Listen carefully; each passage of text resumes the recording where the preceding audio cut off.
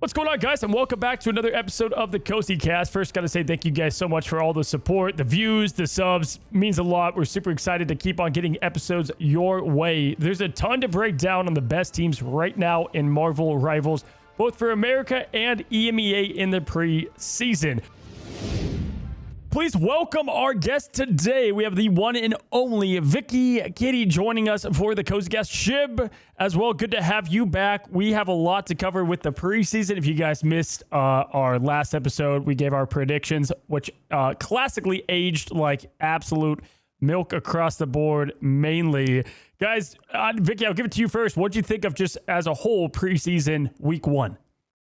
Listen, maybe Swamp Gaming, looking at the individual members on this team, guys, is probably the best. The best in across the board on terms of talent. I would even say, like, if you take a look at Team Liquid Citadel, a team that we all thought, you know, compared to like 100 Thieves, has probably like the Avengers on this squad that we have seen grown before our eyes. I would have to say like Swamp Gaming could probably even take it over them. So I think my predictions are in the trash bin, on fire for a reason. I thought to myself, guys, like, why did I ponder on this for like 2 to 3 hours just for it to end up like this? So I don't know. Shibb, what about you? That's how it always is, right? You think about March Madness brackets, you like put together this crazy bracket and it just goes up in flames. Same story here, right? I think there were some teams I thought would perform better, and there were some teams that I thought would perform worse. And there's moments where they've shined. There's moments I've been let down by some of them. It's been kind of back and forth, but yes, there are some absolute stars out there. Like you're saying, Swamp looks really good. Liquid Citadel looks really good. I'm excited to dive into these predictions, man. Yeah, for sure. So, guys, we're going to start with the American side, then go to EMEA. And on that, we have our predictions for all of us separately of our power rankings right now where the teams sit. But before we jump into that, again, just in case you're just now missed out and you want a quick little recap, Day one of the preseason, you can see all the scores right here. You guys can read, so we're not going to go match by match. But obviously, you know, if we were all to pick out one kind of shocker here, I think to start the day would be the one. Actually, I think this is a great way. Starting and ending the day. You had the upset with Cafe Rose, and then you had NRG beating 100 Thieves on day one. And Shibb, I'll throw it to you. I mean, listen, I think we learned that the MRC teams are anything but an easy walkover, and that the top of this thing is a bit harder to predict. Yeah, I think we made assumptions, namely like Cafe Rose. We assumed they were not going to play great because they lost a few players, right? And stuff like that. I mean, it goes to show you that's not always the case. They looked really, really good in that matchup. Of course, things change later on, but we're talking about day one. And yeah, you know, Fly, this is a team that has history behind them, but they're a new roster, and that's something you got to keep in mind. And NRG with 100T, I'm going to be honest, I was one of the few casters that put them ahead of them because I knew this team had the talent. So, you know, just quickly gas myself on that one. We're not going to talk about the rest of my predictions. Man, as Sentinels as number one. But moving on, Vikki, I know you and Shibb, did week two or day two together. And I thought at first this day, you know, there was some like more mild games, but they actually turned out to be pretty heat, especially match two there. Kind of like both those teams lost day one, and it kind of came down to that. Also, our first appearance of Yaoi lost a Nightmare. You want to break that down for us? Yes, absolutely. First off, I had a fantastic time casting with Shibb. That was such a fun day to break down a lot of the action. The fact that we opened up with that banger between Yaoi lost versus Nightmare, dude. So let's just talk about the fact that like Yaoi lost just forces so many teams to play in such uncomfortable situations. That went down to the wire, though. You know, it went down with Yaoi lost getting 2-1. Then moving on, before we break down way more of like the intricacies as what could have been, why Yaoi lost like actually ended up winning that series. Sentinels, they woke up. We saw that FlyQuest fell short against our MRC team, Cafe Rose, where Cozy, you and I had taken over that grand finals where Cafe Rose, you know, didn't even find themselves in the grand finals. We're wondering, okay, yes, this may be a different iteration of Cafe Rose. I love, by the way, their duelist lineup. That was a lot closer of a series between FlyQuest and Cafe Rose, or rather seeing how Cafe Rose was just doing in general, than we were expecting. So like seeing the fact that Cafe Rose, even at the very end, like Swamp Gaming kind of showing up to that, Sentinels had ended up like dealing with a lot of the flack that we saw between day one and then day two. I think they're still trying to find out what the meta is. FlyQuest fell behind. They lost against Sentinels. Now we've found out like what's going on with FlyQuest, right? TS7 and Lunex too, being able to get that close, like 2-1. Again, one of our other MRC teams. But in the interview, that's kind of not where they sold me, because, you know, we talked to TSM and they were like, we're kind of figuring things out. Like, we're just freeballing it, is the just the interpretation that I got. But Swamp Gaming kind of demolished Cafe Rose, and that's kind of also why I thought that, right now Swamp Gaming is just on another level. And then Team Liquid versus Space Station was another determining factor of like, okay, well, even though we saw Midtown get pretty close, Liquid Citadel had that in the bag. Yeah, for sure. I mean, I'm like holding back wanting to talk so much about some of these teams, like, because there's a lot of like little things that I have to say about each of them. I guess before we jump into too much more, day 3, and again, shout out to Vikki, who was legit doing all 3 of these days. Absolutely. I think you're off like a good amount of next week, right? You get at least a break now. Yeah. It's my birthday weekend. So, that's kind of like the trade-off. So I won't be on at all for this upcoming weekend. But by the way, I will be in New York City, which I think is chef's kiss to our Lower Manhattan new map dropping. So I'm going to be taking a picture in front of Times Square as like a trade-off, as a homage to being able to be there in the person, in the flesh, while you guys are going to be taking over week number 2. For sure. And listen, I know at least Shibb, you watched while Vikki was casting as well. Day number 3, I think Swamp Gaming NRG was like a big, game to open up because you had both these teams like looking towards that top of the group of death, right? So that was definitely a way to get things rolling. I feel like just like all the other previous days, you're seeing a lot of 2-0s, but I'm telling you guys, these matches were a lot closer than you thought, yeah? They always seem to push to like the end. I mean, no matter what. And then, we'll get to the later games in a moment. But dude, especially like Fly 100 Thieves, that was one of the most exciting games I have ever watched in Marvel Rivals history. Okay, so outside of the 45-minute like break in between or whatever. True, yeah. But the actual game, on I believe it was the first time that we got to see Kunlun too, right? Like that was the first time that map popped up. But that was because it felt like even though this is preseason, I feel like because of the orgs and everything around it, there's already so much at stake, right? Like it already feels like there's so much at stake here. And that's what happens when you have an org like FlyQuest, for example, opening up, not getting a win. It just has them that much more determined to bring everything they have against the wall. So I felt like every day had something, even though some things were kind of clinched already and we're starting to figure things out. And that's why I think the power rankings today are going to be interesting, because I don't know if you guys are going to see exactly just like in order of what the current standings are. And if you are curious of that, we have those too. We have everything over here ready to go. This right now is the current standings in the preseason of where the teams land. This is going to be the group of death. Swamp Gaming coming in first, Sentinels at 2, NRG 3, Thieves at 4, and you have Cafe Rose and Fly there towards the bottom. Fly being again, they don't have any points down there. And then on standings number B, Vic, you want to read these up? Yes, we have of Team Liquid Citadel still sitting at number 1 here in group number B. Yeah, we lost right there, right behind them. Space Station as well with those 2 points. TSM finally were able to clinch out that win versus Lunex, which by the way went to game number 3. And then we had Nightmare sitting in number 5 with Lunex following up right behind them. All right, so that is your current standings of it all, which takes us to the best of it, and the first of many, the first of a long year 2, the very beginning, episode 1, I guess, in the power rankings department, and we are usually, wait for it, hot trash when it comes to these power rankings. Facts. So don't take it to heart. Also want to just call this out. We're getting all the yabbering out first. Guys, what's great about pro sports, right? The pro scene in general is that you are going to be subject to criticism because you're playing at the highest level. We love all these players. We're all happy around, the teams being together. But I think it's important to not hold people accountable. That's not the word. But you're going to be looked at as a professional and critiqued as one as well. And it's our jobs to do so, quite literally. And it's more fun. I think it's obviously what the team sport's all about. Shibb? Yeah, I think, there's a lot of heat that gets thrown around, especially when your team or the team that you support maybe isn't rated as high as you would think. And listen, that's the beauty of everything in life, right? You're going to have a favorite team, favorite players. Sometimes they won't perform and they beat themselves up, but it's our jobs to beat them up a little bit too. So you just got to kind of take that with a grain of salt. Vic, you can't have the low lows without the high highs, right? Like I feel like when you go 0-3 and you're able to come back and get second place, it's like, bam, you get that effect way more, but it comes at the cost of what it, was down there like at 0-3.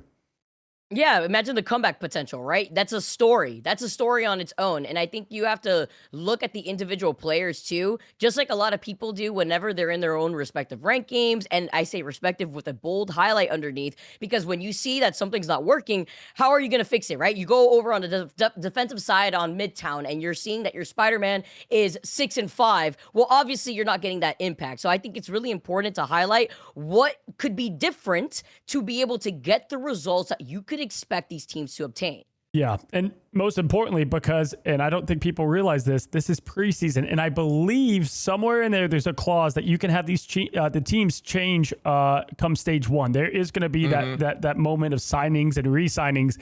And so for a lot of people, there is that individual performance kind of thing, right? Kind of in your own games, right? Like you're a team, but also you have to stand out as an individual.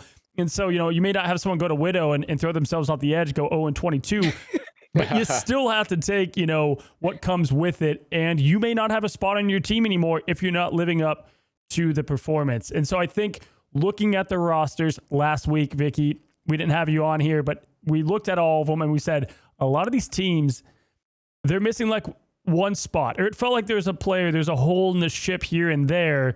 And I think if anything, this week 1 kind of showed that come more to light. But with that, let's start the power rankings, guys. You guys ready?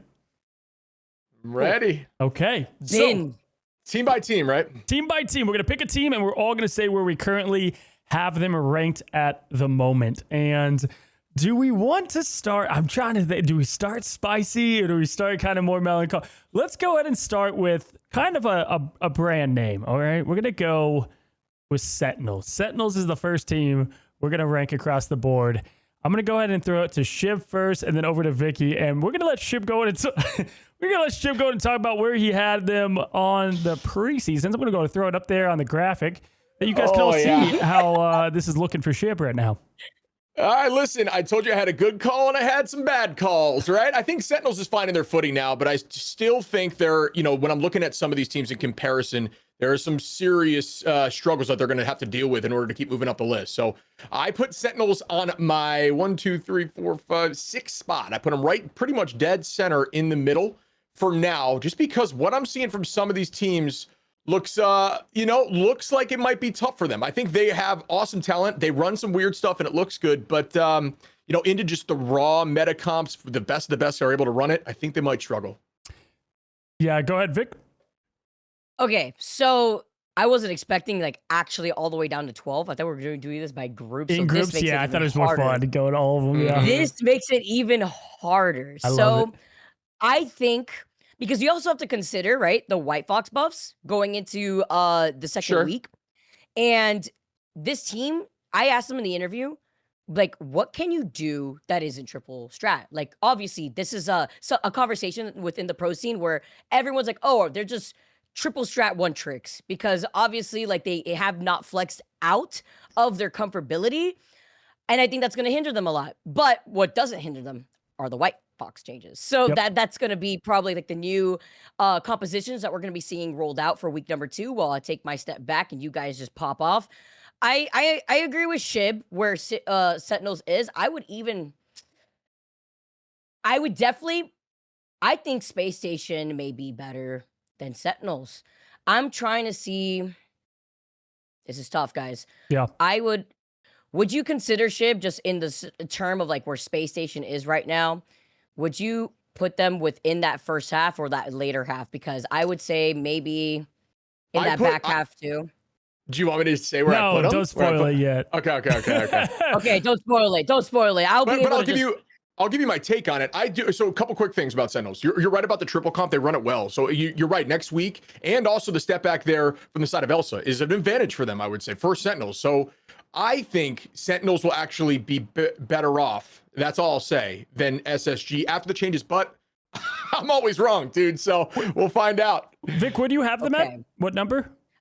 I would say Sentinels would probably be because this is the point I want to make. You have them at 5? Okay, so the point I was going to make about them is there's a couple things that I try to weigh into my own power rankings. You have to look at who they played this week and who they have left to play because it's round robin, right? But then also also what group they're in, right? So SSG is super hard to compare to them because Sentinels just have a harder group. I think that's just like, yeah, that's obvious, so true. right? So like that's a very good point. That's the tough part, right? And so then I look at it individually, and sadly for Sentinels, they kind of had an easier back half of the week, because if you actually think about it, they lost to Swamp Gaming, right? 2-0. They got, by the way, it wasn't it was a decimation that happened to them at the beginning. And then the next two were Cafe Rose, which was kind of close, and FlyQuest. So if you look at who they've played and who they have left to play, that's the only thing that makes me a little nervous on where to place these guys, right? Because they still have some big games to play. But the big thing to keep in note, I think we should all keep in note, is we almost want to act as well like they're all together post-placement, post-seeding, because at the end of the day, they are going to be playing each other, right? So it's great to think about Group A and B and the talent. I think that all goes into place, but you got to think like, all right, what if these two, there was no brackets right now, if these two faced off, what do you honestly think what would happen? Yeah. So that's the way I'm trying to handle mine right now. For sure. Last note on them, they had Korova subbed out on day 2, which I think was a shock to everybody. Mirror came in, did a tremendous job. Then Mirror, even after the best resume performance you could ever have, then got benched on day 3, right? So then it was Korova back again on day 3. So like, I think it's really cool because Shibb and I had this discussion, Vikki, that it feels like Rivals is going to this, you have these specialists at certain roles, right? And depending on the day, the meta, the comp, the team you play, you might sub in players, not because they're bad, they're just different. We know Korova's a great player, but Mirror served that matchup better, or whatever might have been the case. Yeah, that's actually the one thing. I don't know if you remember this, Cozy, but in our first year in the inauguration of Marvel Rivals Esports, the one thing I could pinpoint that teams had not yet utilized was having their sub coming in mid-series and changing up what a lot of the opposition was expecting. Yeah. You're having duelists now. I mean, I think we talk about this all the time in every broadcast that we're on. Flexibility has always been a bold statement in this game, and you need to be able to flex even in different roles. If your specialist role is duelist and you're forced to be in a triple strat composition because that is the meta, you need to be able to play it well, whether it be an Ultron, a Mantis. This is something else that now with White Fox getting that buff, that is going to be in everybody's mind going into this upcoming weekend. So if you do not have that flexibility, your sub just comes in and will be able to slot in and basically be like the Band-Aid of your team in what you may be lacking on. We didn't have too much of that in the first season of Marvel Rivals Ignite. We're seeing it happen now, and that's why I was wondering, you know, looking at Nightmare, and we could get into that discussion later, like where are a lot of these players and where are they going? And Sentinels even brought Korova back for day number 3. So, you know, it was a different look because Sentinels went up against Cafe Rose, and next week it's going to be a lot different considering the fact that they have 100 Thieves, and I believe it is NRG. Yeah, so the fact that they have those two oppositions that they have to face off against next week, it's going to be 10 times harder. So are we going to see more Mirror, or are we going to see Korova come back in because of those changes in the game?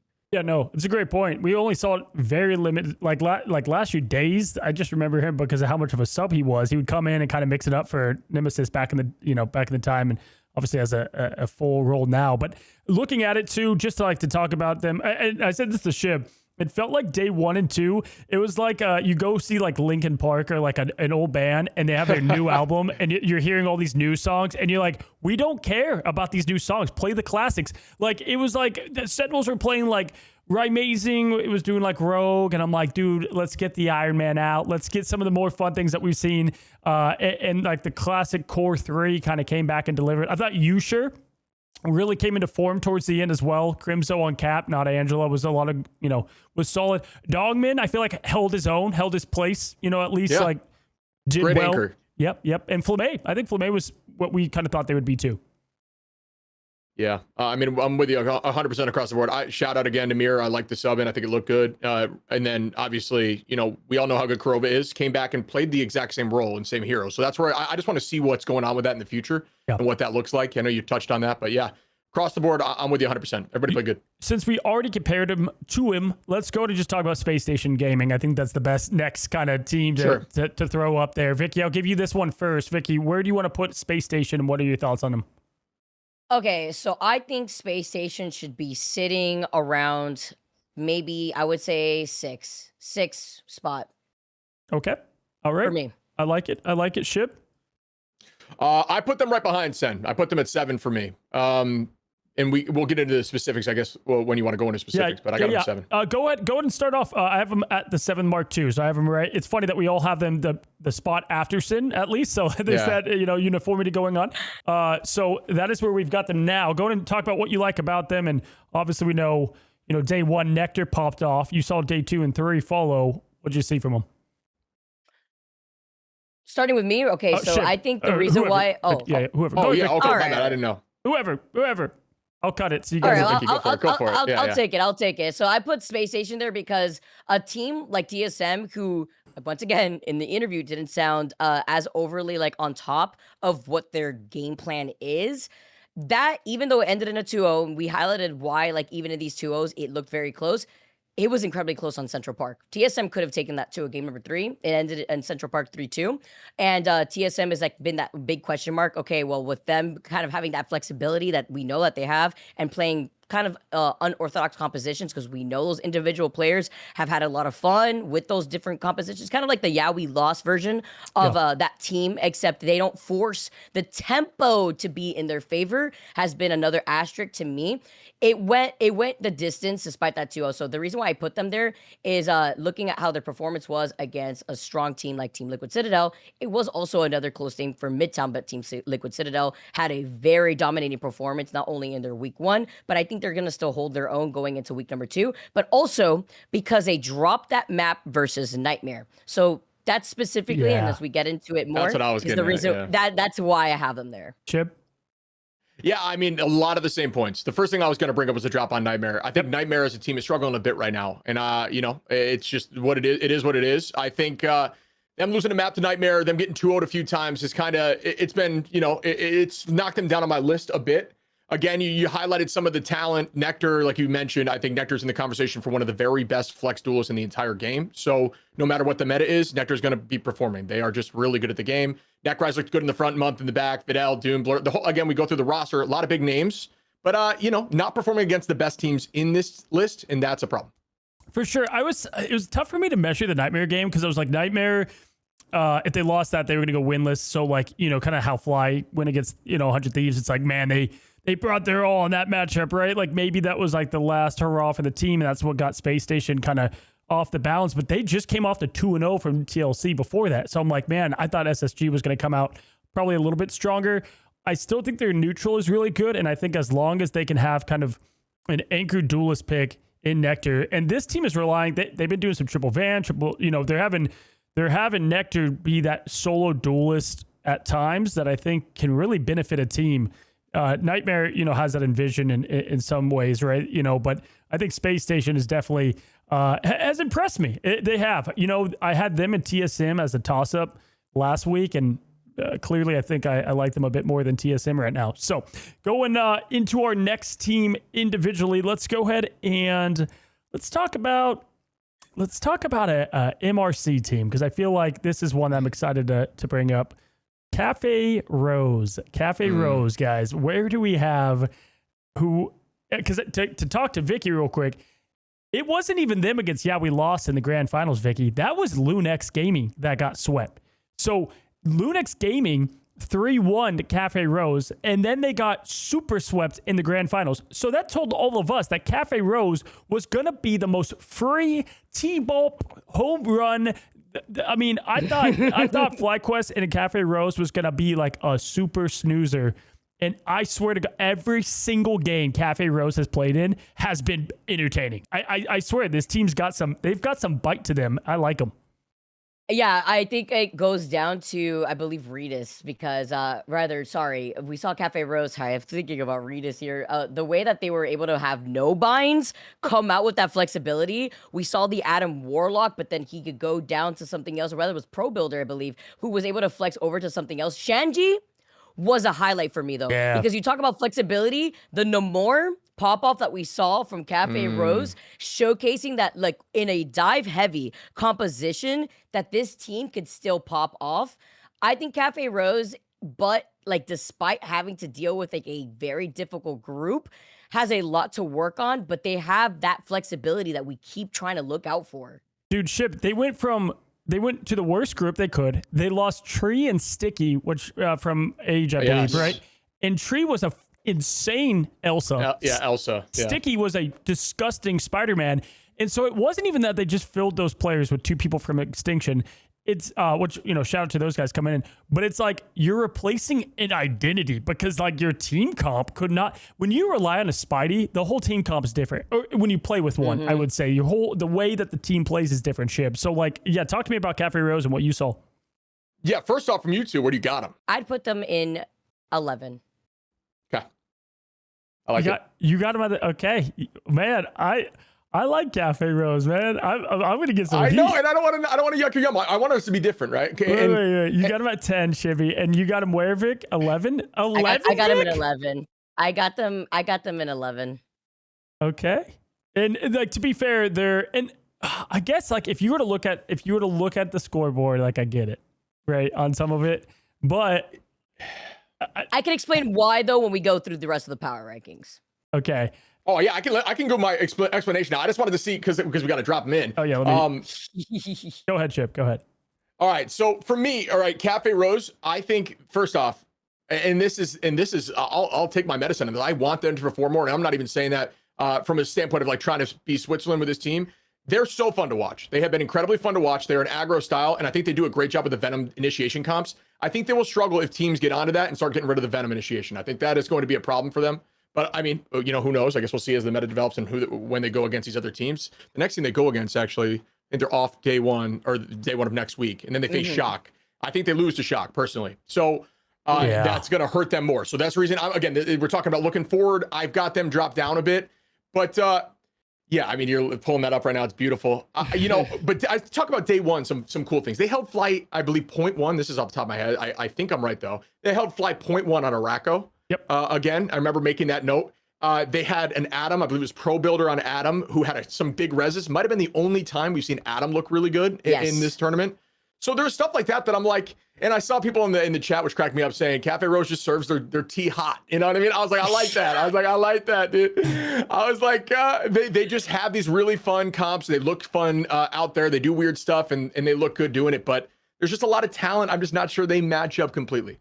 I'm wrestling between them and one team. I have them at 10, and I swear I want to put them at 9. Because there's a team that I've seen win, and I'm like, okay, could they go ahead of them? Sure. They're not in the same bracket, so it's like having to look at that.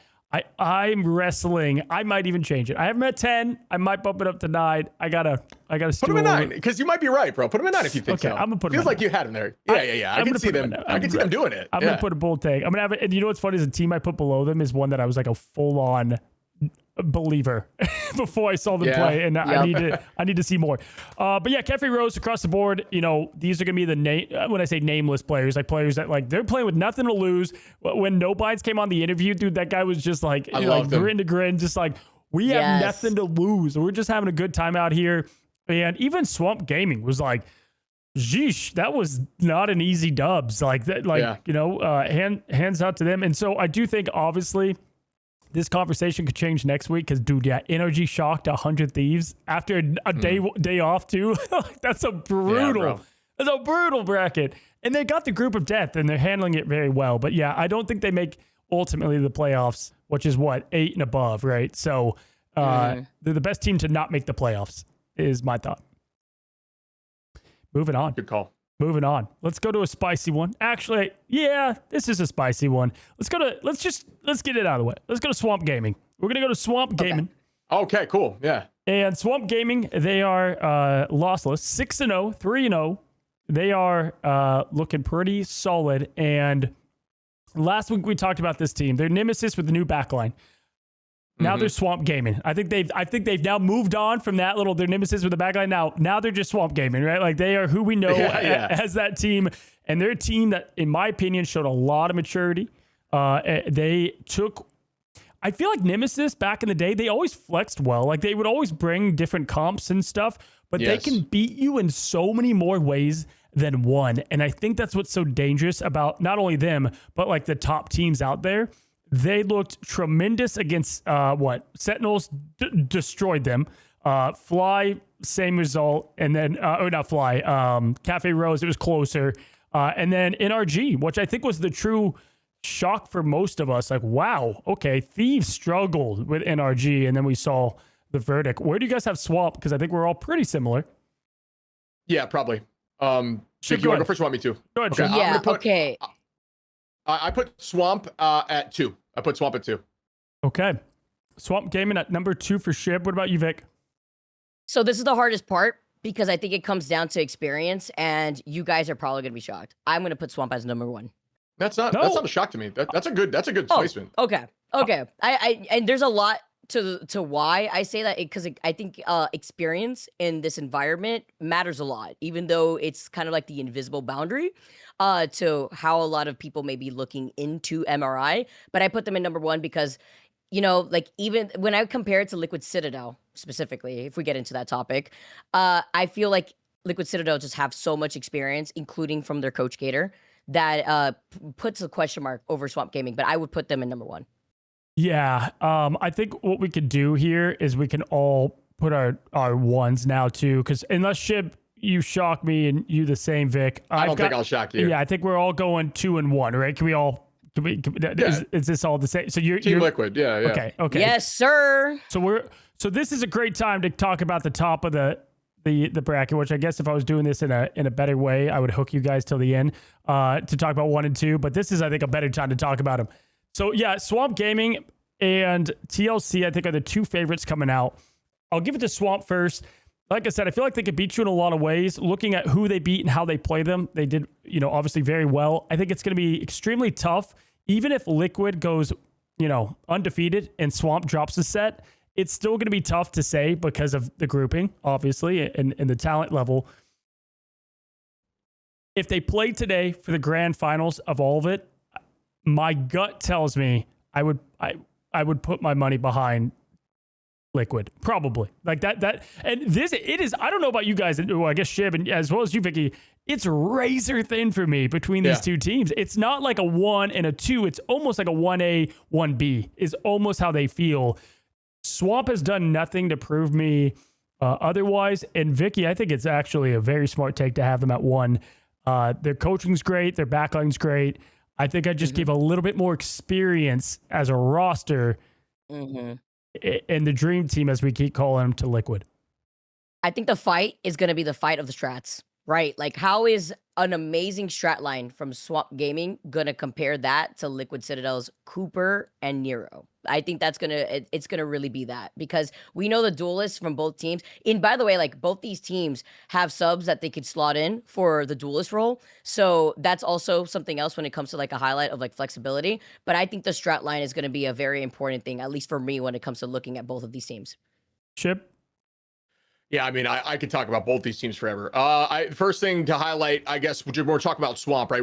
If we go look at Swamp, we talked about the fact that there's flexibility in the comp. I think that they're a team that actually defines metas. I think they create metas. They always have, even when they played in the past. They do weird stuff, and it ends up being meta a few weeks later. Teams just like pick up on it. But outside of that, like you're saying, a new backline. Valentina's looked amazing. They were not even afraid. She was not even afraid to run Fox initially and dominate and get a ton of finals on Fox and never switched, right? So like stuff like that, which we haven't seen from other teams find value, has worked. This team has not showed any weakness their whole time.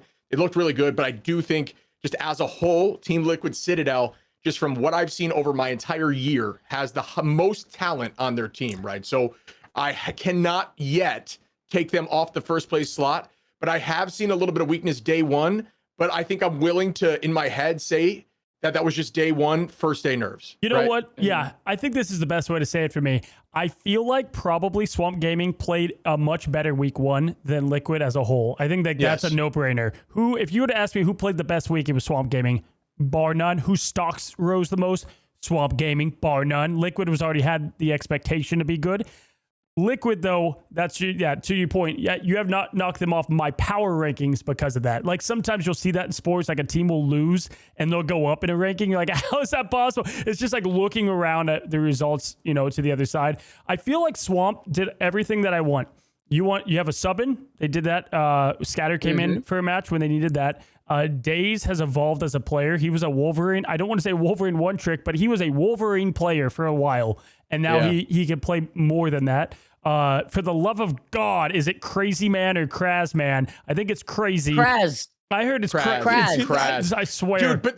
Dude, I'm with you, Coach. We have to say this because I know what you're thinking and I have the answer for you. Dude, the first interview we had, and I went back and looked, he says Kraz or Craze Man. And then after we're told to say Kraz. So I'm like, wait a minute, what? And then we just got word that it's Kraz. But in the interview, I swear he goes Craze Man. And I was like, oh, like crazy man. You know what I mean? I was like, okay, I get it. So now it's wrong. So it's Kraz.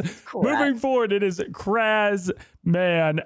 It is awesome. Kraz has been one of the scariest Captain Americas in this. In fact, I might give him like the role of it right now because Paulie hasn't even been able to play it. So like Kraz has been disgusting there. And then I think Mello and Amadian are just like, they were like this last year.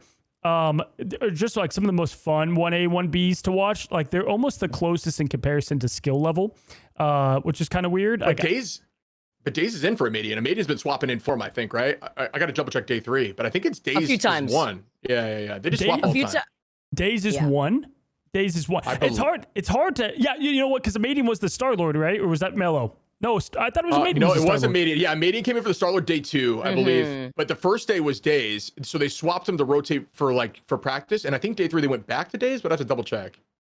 It was almost like an expectation of the Daredevil too, right? Because I think the number one thing that I really like about this team is the coach Fox, who joined us for an interview, straight up said and took accountability. I messed up in the pick and ban phase, and they banned out, I believe it was like the Mantis, when you still let the Loki and Gambit go through.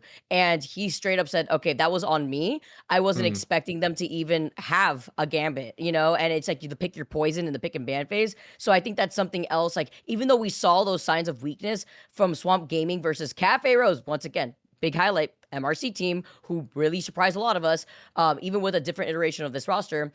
I think having that accountability and finding that one mistake that almost cost that first map, it means that Swamp Gaming is never going to let that happen again.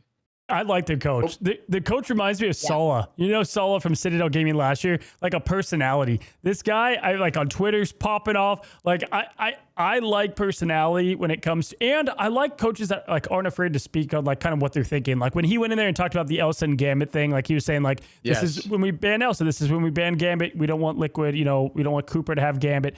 Like it's so good for the sport, for the audience, for us as casters. Like I love that rather than like, you know, there are some teams that are lock and freaking key, and it just kind of takes away, you know, I don't know, it takes away from that a little bit, in my opinion. And so they're definitely like the new fun team, man. I think they're just extremely, man, it almost reminds me of like Fly last year. Like just a very, like it's just a fun team to watch as well. Like I'm excited to cast their games, and man, they got the world ahead of them. Yeah, I agree with virtually everything. I think Fox was awesome, like you're saying. He simplified the ban phase for a lot of people who are in the audience, which I think, like you're saying, is a really cool thing. And then another thing that I just want to reiterate, like I only wanted to jump in on the duelist before because I'm with you, dude. I don't even know what their 1A and Bs are. Like, you know what I mean? Like, because they're all so good. Like when they swap in like a median MVP, had like a ton of finals. So you're right. Like, is that the 1B? And they're just messing with having Daze up there. And then, but then Daze also MVPs and looks super good too. So it's like, and they say he's, you know, and talk about the interview, right? We had an interview with Melophobia where he's like, I'm the best Elsa in the game. Daze is the best DD, I believe he said, in the game. And then, so it's like, dude, I don't know. There's so much talent. They look so good. But they're, like you're saying, super fun to watch. Wasn't this guy the guy who had the monitor up next to him that was like, something mommy, like there's always next to him in stage 1, right? I swear this was this guy. It might have been him, dude. I swear it was this guy, but he, man, that interview, I could barely, like they could barely talk to us. Like it was such a mess in the best way possible. But like that's what gets me excited. Like if I were to pick a team I want to succeed the most, it is this team, especially because they narrowly missed out. They barely missed out last year so many times, right? So excited to see them really put in the off-season effort as it looks like. TLC, you know, we talked a lot about them, you know, with, you know, what we did with Swamp, but yeah, listen, guys, I mean, they struggled a couple times maybe, but outside of like maybe day 1, there's not a player on this team I would replace almost, right? Like to me, they all feel like they're pulling their weight. They all feel extremely good. When Spark got to play Hulk and when Spark got to play Rogue, like he popped off. This is one of the only teams, I think it's the only team that you almost have to address their vanguards more than their other positions. And that is a weapon, man. Because when you have people wasting bans on Hulk and on Captain America, it opens up the field for, oh, I don't know, just some duelist named Energy and Speedery. Like, it's a crazy thing. Yeah, 100%. And like we could talk about all of them individually. The one thing I'll bring up again, just to reiterate, and then I'll throw it to Vikki, is the least person I talk about on day one was Nero, and I went back and watched the game again, and Nero had 10k more healing and the least times getting KO'd in the first or second map on Midtown. I was like, dude, I don't know why I'm not talking about Nero, because their whole team is so talented. Do you remember that Nero was the best part of it? Like, people would say like the best player on Envy is Nero back in the day. It could be him, yeah. Yeah. Like, and then they picked him up. Like, that's what's crazy to me. Vic? Yeah, I agree. And I love how Shibb brings up like the Vanguard lineup. And that's why like I have like Swamp so high up, because if you waste your pick and bans on Vanguards in general, which we've seen poor Polly, like unfortunately Captain America's stuck in jail for him. I feel like the Vanguard lineup of Swamp Gaming specifically has so much flexibility that it doesn't matter who you ban in terms of Vanguard. I think these guys could play it all. Yeah, no, I mean, they're stacked across the board. They're going to have, you know, I think them versus Yeah We Lost will be kind of the match, you know, to watch. Which is that? What is their this week? Their schedule? What they got here? Curious. TLC's got TSM, okay, and Nightmare, and Yeah We Lost it in the week on that Sunday. Okay, so that'll definitely, obviously, I guess by day 3 you had the full rotation. Yeah. All right. So that split between the groups. Yeah, it's gonna be. You know what's interesting is, so that means like it looks like Liquid could go into day 6 undefeated, and then, you know, Yeah We Lost, and them is gonna have a big game on their plate. But yeah, obviously those two are looking the best right now. But there's a lot of close third and fourths and reasons to put them in. So let's move on to our next team. We could be here all day, and let's go to Lunex. Lunex Gaming, guys. Where we have them. Do you want me to jump in? I can. Yeah, I got him. No disrespect. Got him last. Yeah. Okay. I do too. Yeah. Vic? I would probably put them last as well.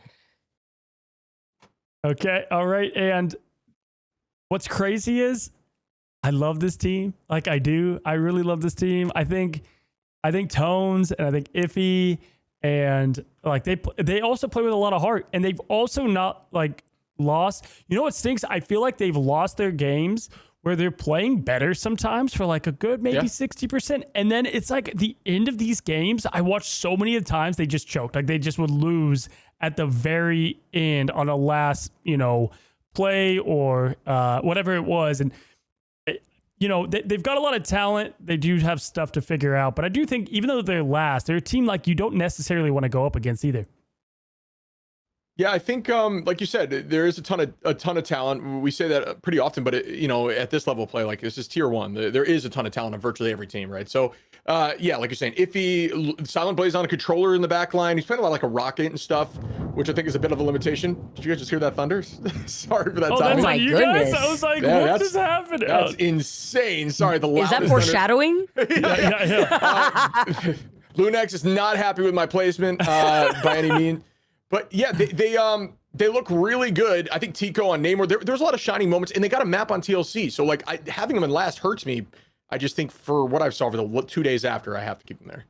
Cozy, I have to ask you, can I actually change this? Because I actually think I would put Lunex above Cafe Rose, and you guys are gonna call me crazy. No, it's cool. So you have a new 12, or do you have 11 and 12? Yeah, I do have a new 12. Oh, I can't wait, dude. I can't wait. Okay, all right. I do. Yeah, so Lunex, again, we'll be quick on him, or quicker, but yeah. Also, you could, like, they had a tough draw. They had TLC this week, and they had Yeah We Lost. So they arguably had the 2 toughest teams in the bracket in their group for this last week. Yeah. So just want to point that out. They could have a much cleaner week too. And hey, when you have nothing to lose, go take the Cafe Rose approach. But Vikki, you put them up on 10 there. Tell me why. Okay, because I have another idea of who would be in number 12, and I think individually, Lunex. I talked about Redis earlier on today. Redis has really been popping off. Yeah. If you talk about the weak link specifically on this team, I think Silent Blaze needs to step up. There was a few mistakes that we saw go down within this first week that I think could have been fixed with Silent Blaze, being able to go for a better decision, whether it be him going down when he was about to have that strat ult that could have made all the difference between that strat backline. And if you just keep enabling Tico and Redis, I think you know, this team could really go the distance. That's really why. And you mentioned it already. We saw them show that Liquid Citadel is mortal. We saw that they could bleed. A team that we've all had question marks around, where are they the #1 team here in the entire MRI Americas region? And if an MRC team that can make changes within 2 weeks on a different patch, take a map versus Liquid Citadel, I think this team needs to get more credit. It's a good point. It's a great point. And it's one of those points, too, that these teams had to make adjustments. I think it was Lunex who got rid of Scarlet and added somebody in. So, like, they had another player swap out at the very end. I believe that was them. So, either way, when you look at it all together, talk about, like, re-signings and re-looking, I would not want to play them in a bracket of, like, stage 1. It's just, even at this point, I can say that. And, I'm blown away by the MRC teams. Like, honestly, like, hats off. I'm not going to lie. I thought this was going to be tier 2 city. Like, we don't know these players. We haven't seen them. I'm blown away. I don't have another word, really. I mean, a tip of the cap. It just shows how close things are in Rivals. Yeah, the last thing I'll say is Redis. I'm with you. I almost forgot. Redis his aim has looked great the entire time. So that is definitely a good call. And I like that you put him up there, because you could very well be right. 100%. Individually on players, I'd almost put him as one of the best Elsas in the entire week. I mean, he's so crazy. Even Punisher. Crazy. Dude looked like aimbot. Yeah. Also, like, can we talk about the fact that, like, he has no issue flexing? Like, we've seen him in the past pop off on Mr. Fantastic. Like, we're not going to see that, but I'm just saying, like, just the flexibility is there.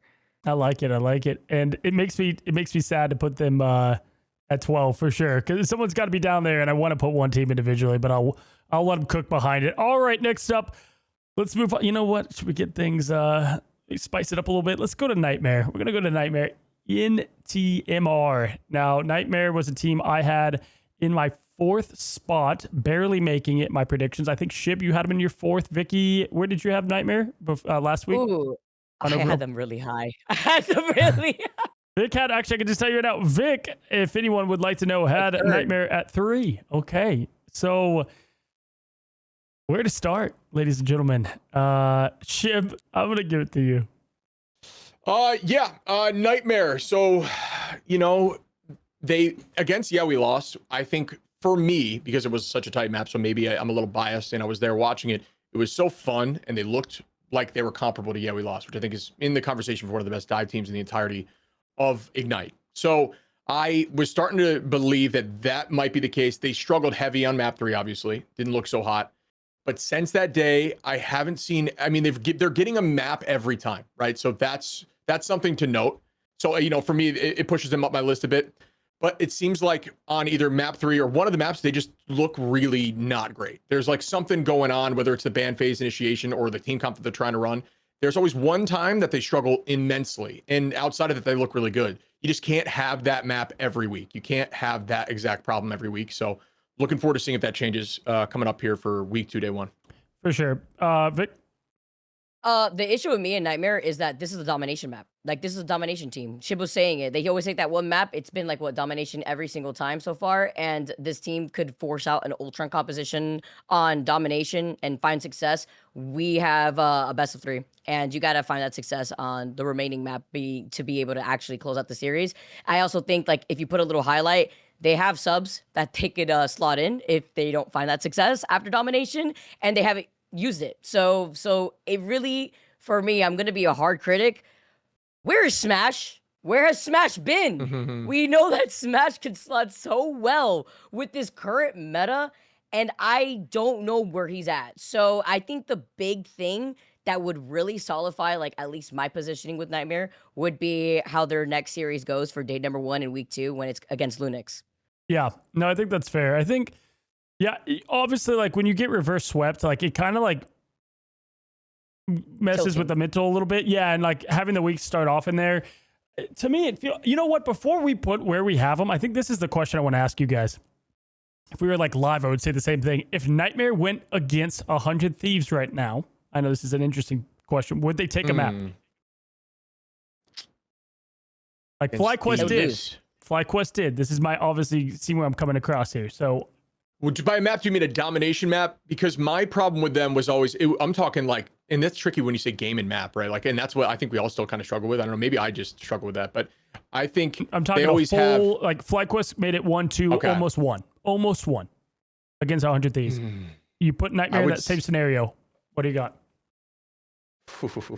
I would say that maybe take the domination, but outside of that, no. Okay, Vic? I think they would probably... I think they would lose in domination versus 100 Thieves. So they would lose out. They would lose out 2-0, I think, versus 100 Thieves. What do you got, Coach? Yeah, no, so for me, that map has really spun me a new one because like I love looking at other teams too when I look at power rankings, of course. And I had to like attribute like how much do I think FlyQuest had heart versus, you know what I mean? Like how much do I put into the stock that they took 100 Thieves to the wire, and where do I place them in Nightmare because of it? Because those are the two teams I've kind of bounced back and forth with. And I feel like if my gut served me, I kind of feel like Nightmare would beat FlyQuest. I do. But I don't know if Nightmare would beat 100 Thieves. You know what I mean? Like that's where my puzzling's happening. Like I feel like FlyQuest played so good against 100 Thieves. I just think Nightmare would beat them though, it put together. The question mark is, are we talking about FlyQuest on ping or FlyQuest with lower ping? Yeah. Virginia or Dallas? Virginia, 45 minutes later. So anyway, rankings-wise, guys, I think I'm going to have Nightmare at my 8. Yes. Let me see where I've got him here. And I think that's actually pretty high for the performance. I've got them. I've got them at 9. Okay. Only for now. I mean, we've only seen them 2 weeks, right? They look good on Dom, but they just really struggle, I think, with the other modes, and maybe that'll change when they get a third opportunity to play. I do want to see them play more. If Cafe was 10, it'd be 9, so that's fair. You have him at 9? Okay. Yeah. All right. So, I guess that will lead us into Fly, right? So, well, actually, sorry. Just a couple of things about Nightmare. Vision, if Vision gets poached, by the way, guys, I don't know what to say about this team. I think Vision is just a big... I'm saying what it is. Vision is a big glue for this team, man. That guy's a stud. Yeah. He's a stud, Vision. And there's times where I'm like, if Vision wasn't, like, there's maps that were lost. Like, there's a Shinshibuya I was watching that, like, it was done. Chop it up. And then Vision got, like, a 3-piece. It was like, oh, never mind. Points kind of back over to them. So, like, that makes me a bit nervous. I also, like... if I could pay to have comms on one team, it'd be this one. I want to see what it's like having Light and Mace and Monster and all of them all together in one comms. I got to see it, guys. I do. Yeah. I echo a lot of the sentiments. Vision's really good. Always been a good Namor too, which does well into dive against that, but it was weird how Light was kind of taking that role in the 1v1 early on against other dive. I thought that was a little strange, but Vision can play virtually everything else in terms of hit scan format or some sort of range poke, so has that option as well. I'm with you. It is maybe kind of a weird fit because they're so dive focused. I don't think Vision. I'm gonna gotta double check. I don't think he plays a ton of too much dive. I mean, did he play Psylocke? I can't remember exactly day one now. Not really. Yeah, so I'm not. He doesn't. No, I don't. He doesn't play a lot of dive. No, he's your more traditional. That's Light. Light for me. Yeah. I gotta say, Light, man. I do love Light's heart, man. I know that, after getting pulled from Fly and coming back and having your first appearance, like how much you wanted to win that. Yeah, we lost hit. So like, on a personal level, like I was watching Light back in season 0. So like I've watched him as a player a lot. So I feel for individually for all these guys as a team, but yeah, if there's people that are going to put in the work, I can see this team doing it. That's why I got them at 8. I do think that they can maybe clean things up, as things go along. Let's go to FlyQuest. They need a confidence boost. They do need a confidence boost. They need a win. And also, the whole Moon Knight thing with the finals, like, dude, like I talked about it on the broadcast, but it's so serious, like, because we know what Light could do, but that is, if you're gonna force a comp and you're gonna like try to stick with it, even though you're trying to break through like a choke out of Midtown, like how, you know what I mean? Like, how is that possible? And then like you pop off on Ultron when you force a triple strat. That is not what I want to see. For me, at least personally, like Light is walking on a very tight rope on like why I want to see more of Smash slot into a comp that maybe this team could find more success on. Now that I look at it too, they're exactly where I had them. I had them at the bottom of B. That would have been their 8 spot. So I guess they didn't somehow move. I guess they went, no, but SSG took over. That's why. Oh, yeah, that's right. Because I know who 10 is. Okay, let's go to FlyQuest, guys. FlyQuest. Because we just talked about them comparably. Obviously, they had the shock of the tournament. They went in, they got, smoked by Cafe Rose, which is like, why would they be behind them in rankings? That's why you can't always look at that. But they got smoked by them. And then you have what was kind of their have to win games and didn't go that way, didn't go that way either. They got 2-0'd by Sentinels. That was a pretty dominant 2-0. That was the Wakanda map. I remember that. That was a pretty dominant 2-0, right, Shibb? I believe. I believe I actually can pull up my day one notes on it, but I'm. Oh, go ahead. Either way, came back last map of the day. They go against 100 Thieves, who's a team that no one would have gave them even a half a shot at, even a little bit of a shot at when we look at pre-day one. And it came down to the absolute wire. And so they showed hard. They showed what they have. I'm seeing things online calling them Vest Quest. I don't think it's exactly that far-fetched. So in some ways, I think Vest is a... if you looked at the teams across the board, I think Vest is the most single important person on a team that if you were to remove them from the team would be done. So, where do we go fly? Okay. I could. Do you want explanations yet, or just placement? Let's do placements first. You go first, Shibb. I put him in 11. 11. Okay. And Vic. Okay. With ping. 12. Without ping, 8. So that's where I have an issue though. Wait, that's why I'm gonna put them at I'm gonna put this in 8th. I'm gonna put this in 8th. Their America region, they're gonna have ping. They're gonna have they will not have ping. Can we talk about that real quick though? Like FlyQuest being such an amazing org, like our European players need to be in the same house. Where are they? I don't know. I was gonna say that explanation. I'm with you. It's so much money at stake. I don't know why not just been like, just get them over here. That's why I'm putting them in 8th, because you have a week to figure it out. You could see now what this team could do when you have less ping. I'm putting them in 8th because hopefully, me hoping a birthday dream for this weekend that there is some way somehow we could get Melio and Tusi together. Ken could join in. Everybody's happy, like one big happy family. Because if we could see more Melio and then Tusi Psylocke in action, this is a team that could perform to the level that I'm expecting them to be. And that's why I'm putting them in 8th. Because the whole Vest Quest thing, yes, Vest is a big foundation of this team. When we got into that last series, what did I say? I believe before we got into that series, I was like, yeah, maybe it's going to be a faster day. I was talking to Dogman. I was like, I think we're going to end quicker than I did in day number 1. Wow, okay. And then, of course, we had like the 80-minute stall because we're figuring out what server we're going to play on. But then it was a complete opposite series than what we were expecting. As Shibb is laughing, you know how it is, Shibb. That's why I'm like, this team could actually do so well. One of the things this has nothing to do with anything besides it's just hysterical. I watched the games back because I was chilling with wifey that day. So I watched the games back the day after. I watched, and at one point, I was usually just skipping until the game started.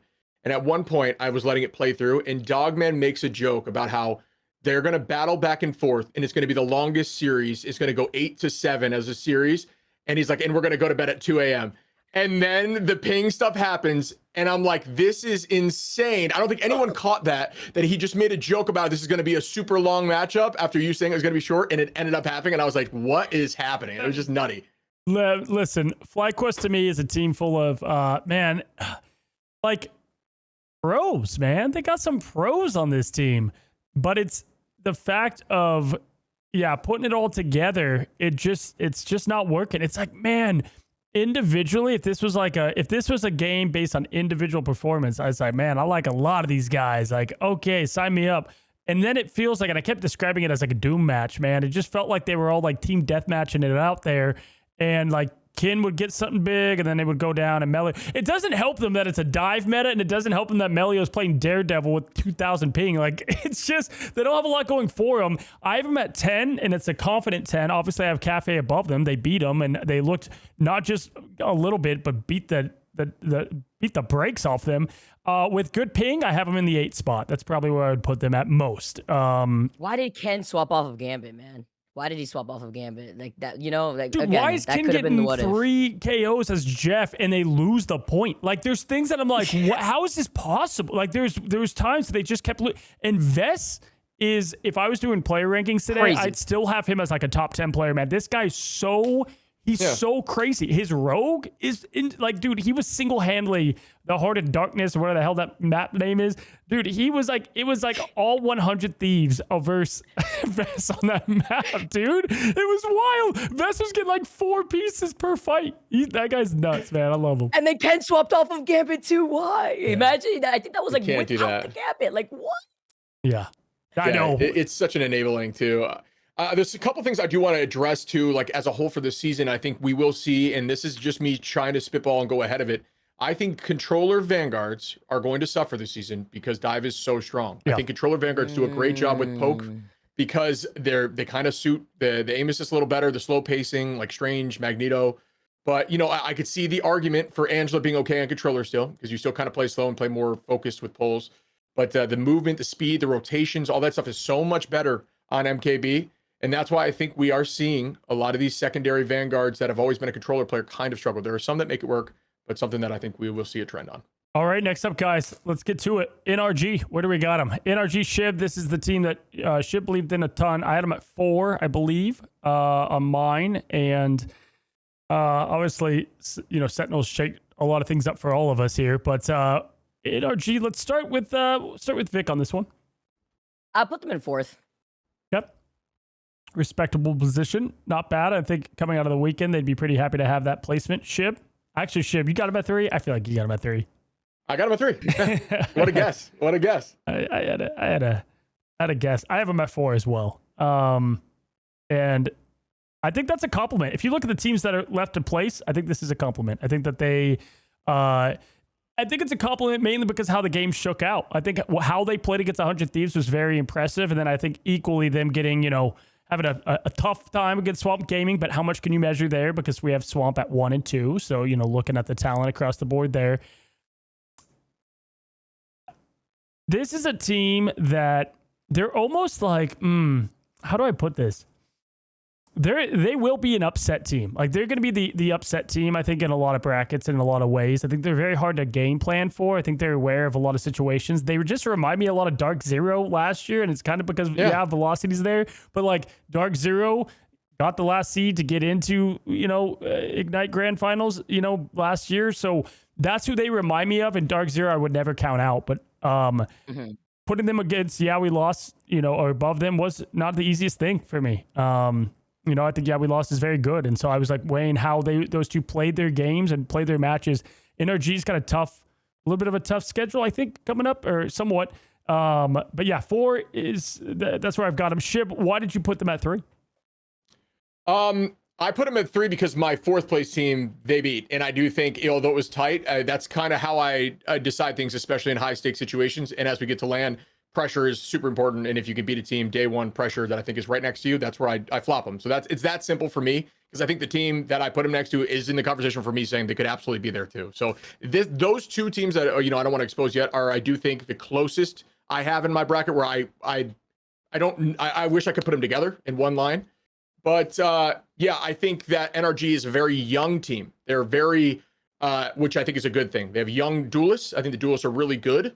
And they're going to excel with more mechanically intensive characters at release. That could be more meta. And they do great, obviously, across the board in terms of their, like, you know, and I'm talking about Chime looks really good. Obviously, I think they do weird stuff. We saw Madara still pulling portal plays out. They do unique, interesting stuff that shakes up things for teams. Obviously, the backline velocity is great. Window is a great van pool, which I think is important in this meta.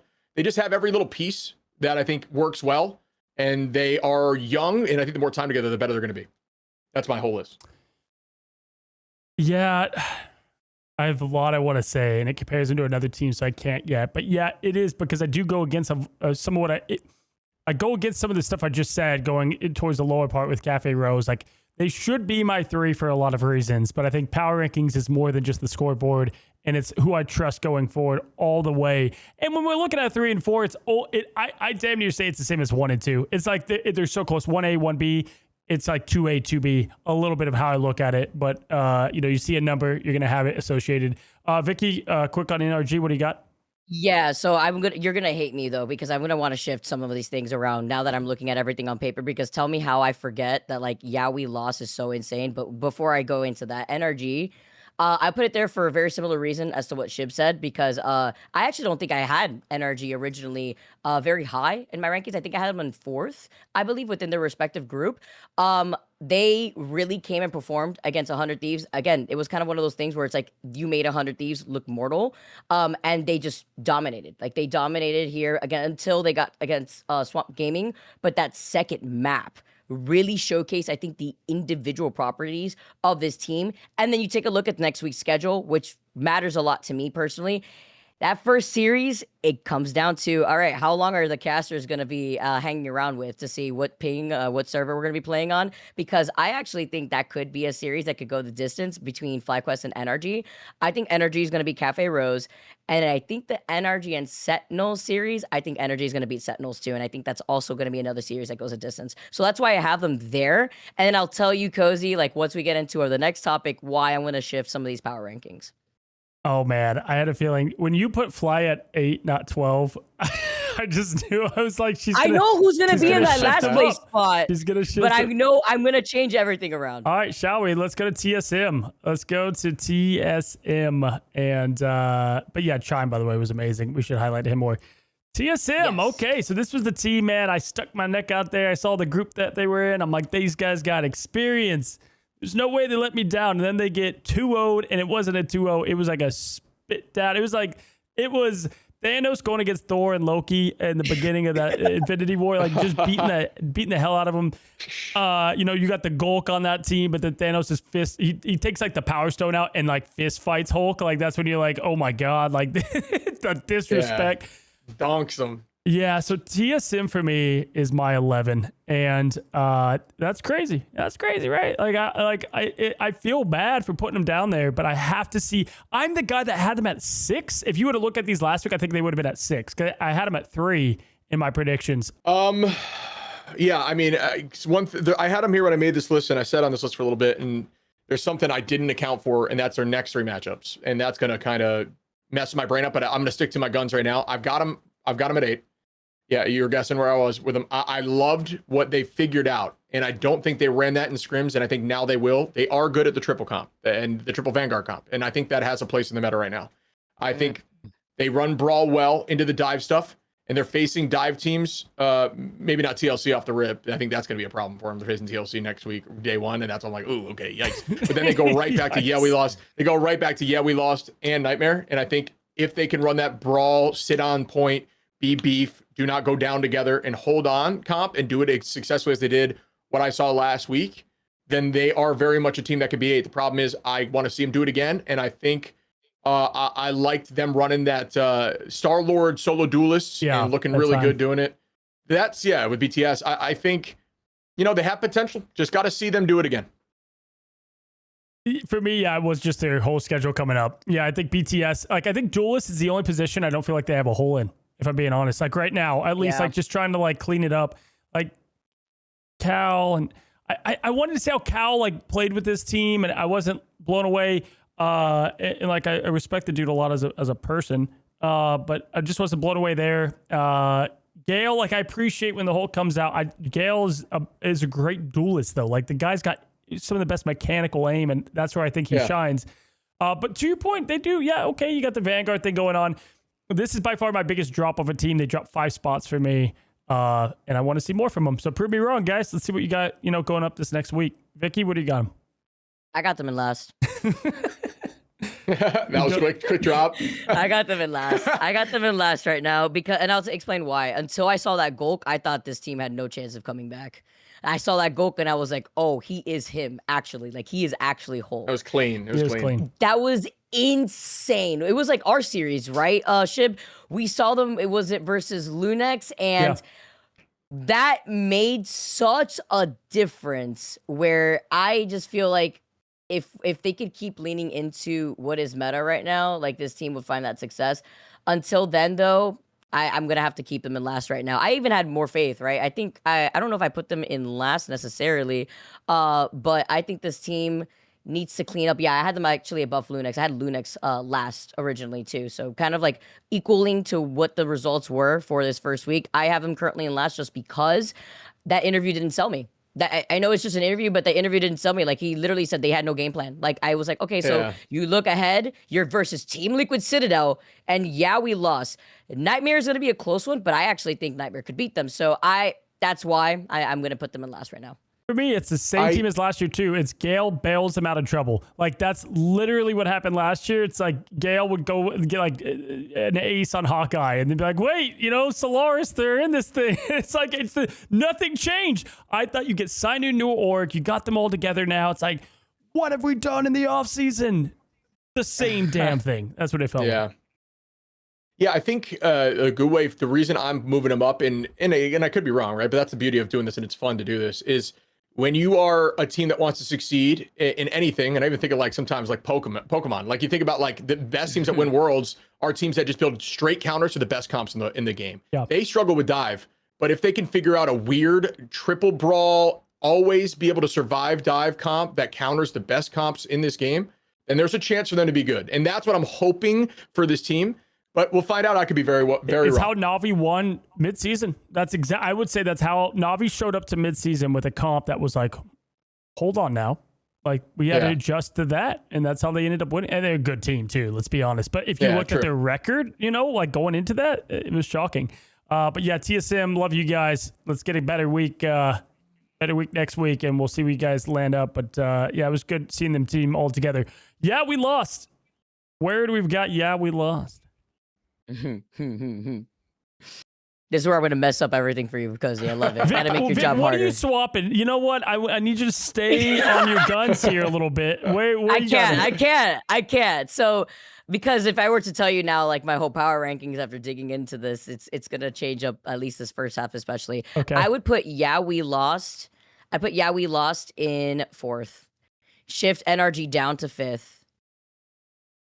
Okay. Keep going. Sentinel 6 and Space Station 7th. Well, that's not too bad. I thought it was about to get a whole lot worse. Oh, I change everything. Set it all on fire, just like my pick'ems. Yeah. TSM 1 for her. Yeah. Yeah. Okay, so I'll fill in the bracket. I'm sorry. I love TSM, man, as an org and everything, but Let's fill it all out. What do you got? Shibb? Yeah, I mean, it answers. So I got 100 Thieves right after NRG because those are the two that I think are on the same line for me right now. Oh, he got 100 Thieves underneath. Oh, I like this. And then we lost right under them. Okay, so that's okay. All right, so we all have 100 Thieves above. Yeah, we lost, and the only swap up is okay. So I have 100. Okay. I'm going to just start. I'll get back to we lost. 100 Thieves I have at 3, and it doesn't make sense because they just lost to NRG. But if you saw that map, there was quite literally like Chime and Delina, like there was one or two things that could have happened different. So it wasn't a big enough win for me to completely shift my WoW. 100 Thieves start very slow. And then like looking at how they won against FlyQuest, it's like, well, damn, how could you put 100 Thieves that high as well? FlyQuest had everything to play for because they're going 0-6, if not whatever. I couldn't put much more stake into that. I saw the team evolve more and more. I like the way that they're turning out to be. Self, I think, is Self and Delina. Dirty. It's so fun to watch them two together. Probably the scary, like they're so scary, bro. I was watching them and was more scared of them than some other like bigger names in the talent that we've talked about today, where I'm like, man, both of them, they're a problem. Yeah. Vinny's consistent. That's a great line. Vinny's consistent too, man. Vinny's consistent. What's not to love about the team? Melinda, there's a couple like comp choices and pick and ban choices that I think lost them some of these. Like, was it the contemplation map where it's like Millennia had Jeff to play but didn't play Jeff? And I'm like, that's a good Jeff. Like, there's just things that I didn't love how, maybe they went into some of this, but I feel like if it was the playoffs today, I'd have 100 Thieves above them, even though NRG beat them. It's that close. Touche. Yeah, a lot I could say about both teams, right? Started with 100 Thieves, similar story. Only reason I've got them below NRG is because I watched the matchup. They were very close. They beat them in a high intense situation, and I think NRG out-cerebraled them a little bit. I think their comps are kind of limited for 100T. I don't think we see nearly as much full commitment to dive as we see with the other teams, and I think that's where I'm talking about a bit. I think, again, I'm going to say it. I think that their front line is disgusting, but this may not be the best meta for the front line. I just don't think it is for either of them. I think they're potentially one of the best Groot, Strange, Angie teams I've ever seen for front. But when it comes to Venom, Cap, I can't say the same. And that's their biggest problem. And that's why I moved them down one, but still, I still got them fourth, right? So in the end of the day, I'm not saying they're a bad team. They're still great. And then yet we lost is full dive commitment. I haven't seen anything else. So. Here's the toughest thing I want people to understand. The best of three just doesn't paint a good picture too. Like they took the Dom map, which could go quite literally between them, could have gone either way. I think they played Krakoa. I forgot what it was, but they could have gone either way. Okay. And then 100 Thieves wins, and then you have Energy get to pick the last map that decides it all. Shin Shibuya, what an ace in the hole. Like, pocket aces. And so for me, it feels like if that was played a best of 5, I don't know which way it would have gone. And so best of 3 is so hard because if you lose that Dom, you're done. We saw it the whole week. The only team that came back, there's 2, was TSM and who's the other team that came back 2-1? Space Station against Nightmare. Or no, Nightmare lost. Nightmare lost the first Dom map, but Space Station won the next 2. Yeah. Okay, so we lost. Came back to Nightmare. By the way, it was 1-2. It was 2-1, right? Yeah, that's the same one. Yeah, Nightmare won the Dom, and then we won the Museum and Shin Shibuya. So if you look across, the Dom was whoever won the Dom almost always won the whole series, and so it is a tough thing to come across. It's 2A, 2B. NRG, I love that team so much, but I have 100 Thieves today, still slightly above them.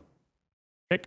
Yeah, also, like, the fact that NRG lost Museum, that was barely a loss. Like, they literally almost won that. That was the map, Shibb, that we saw Madara go for the craziest. Doctor Strange portal to get 2 picks, to swap off Venom, swing around off spawn room gates off Venom to get another pick, like right out of the gate. That was insane, and they still lost. Like the fact that NRG lost that second map was crazy. That could have ended in a 2-0 for NRG, but TSM, rather 100 Thieves, squeezed it out just barely. And I think that kind of goes back to what we're talking about too, like first day nerves. There's a lot of pressure on this team. Like, what can they do? There's no Terra here. It's not the Terra show anymore. Now, if anything, how are teams still letting Delena have Elsa? Like, I don't know. How have we not... We even heard it from the Swamp Gaming coach, Fox, when he was giving us so much insight. He was like, we never let 100 Thieves have Elsa. Every other team let Delena run away with Elsa. So I think that also goes back to the pick and ban phase for a lot of these matchups in terms of where the series starts. So guys, this is you give self DD. This is all of our power rankings, guys, from us 3. Quite different, I would say, outside of the 1 and the 2, more than I would have thought. So that always makes it interesting, and we all take things away. And obviously, just like preseason, we had no idea. Week 1, we still don't got the full picture. So we're going to get a much better look as we finish out next week and everything that comes with that. Want to go ahead and give you guys the chance to shout out one duelist, Vanguard, and strategist per team that impressed you, and then we'll end the American segment, go to EMEA, and welcome in Moxi. I'm going to go ahead and start with the Vanguards. My one Vanguard that I'll go to kick it off is Crazy. Him as Captain America. Yeah. Krasman as Captain America is when I watched a player impress me the most in their games as a force for that team. Cool. That's a good shout out. Okay, so I'm gonna make sure I'm gonna do something different. That way we don't stick with the same team. Mine's is gonna be Crimzo, dude. Like, Crimzo is back. What did Dogman say? He said it by accident, and I was like, dude, no, you gotta keep that. You gotta coin that. He called it Crimzo America. Like, I saw that. Yeah, he was like, no, I didn't mean to say that. I'm like, nah, we're sticking with it. I'm saying it forever now. So Crimzo America, because we saw them falter when we didn't get to see Crimzo, like, and I think it wasn't banned, if I recall correctly. Like, he had it available and didn't stick with it, and then they faltered because of it, in my opinion. Like, I feel like they could have had a stronger showing against Swamp Gaming if maybe we could have seen that iteration. And then we saw it come out, and it was so strong, right? Because Captain America is just a different iteration of Captain America than the one that we knew before, and we know that Crimzo was already strong on that Vanguard. So I would just give it to Crimzo just as a little shout out. Shibb? I'll go just to shout out a team that I put lower on my list. I think Vess is still one of the best vanguards in the game. Great at brawl, really good at poke if he wants to pull out the shield, and yeah, I just think he's super flexible and he's really good at heroes. And I just think they're struggling with the team right now. But again, we'll see if that changes over time. All right, let's go to Duelist. Shibb, I want to give it right back to you and then go to Vic, then me. Duelist. Do you have a Duelist at the top of your head? Self's DD. For now, I was thinking it would be Speedery. I think Self's performance there and what I saw at the end, I think we had like 27 finals in that final matchup in OT, and I don't think they win the game without him. Yeah, that guy was a demon. Vic? Yeah. I would say it's a little tied between like Daze and Mellow. I'd probably give it over. You know what? No. I'm gonna actually take that back because I think we should give a shout out to a lot of the teams that we haven't been able to see like shine like that. I'm gonna give it over to 2C and that Psylocke, dude. 2C and that Psylocke really came through, and I'm just gonna give it to 2C. All right. Yeah, there's so many dual. I mean, obviously, such an important position. Like, who to pick for? It was so close between Chime for me, but I'm gonna give this guy his flowers now because I want to see how things get adjusted with the dual pool later. I'm gonna give it to Jitward, man. That guy was so fun to watch. I like it. Yeah, Jitward. Oh my gosh, yes. Talk about playing differently, playing carefree, man. That team is like, they've got nothing to lose in the scariest way. Like, they don't play traditional comp. And you'll watch their matches and the chat's like, they should just play this, that, the other. It's not them. They legitimately, it's the problem we have in rank when someone's like, switch to Bucky, and that person's never played Bucky in their life. Like, this team needs to play what they play. And I need to see how they adjust. But Jitward, man, he's my stud. I like that guy. And lastly, we have Strategist. What do you want to highlight, Vikki? I'm gonna highlight Valentina. Valentina came through. I'm sorry I took you guys. I'm sorry. I'm so happy you started with me because I was like, I gotta get in this. So Valentina really shined on the White Fox. I think Valentina, she's been one of the best strategists in the scene for a long time, and I'm happy to see her slot into a roster that actually benefits her and elevates her in every way. Than I've seen a lot of other strategists that are kind of like overshadowed by the crazy duelist play that you usually see. Yeah, I'm gonna go. I already know Shibb and I are gonna have the same team. You pick. Hey, you go and pick one of the strategists. I'll take the other. I don't know. Maybe you got another pick. What do you got? I can change it. I mean, I think I'm not gonna pick the one you thought because I'm just going back to what I was saying when I first watched the games back. I didn't give Nero enough love, and I think he low-key is carrying a lot of these aggressive plays. Like I'm looking at the 10K healing at this level of play, and I'm talking like.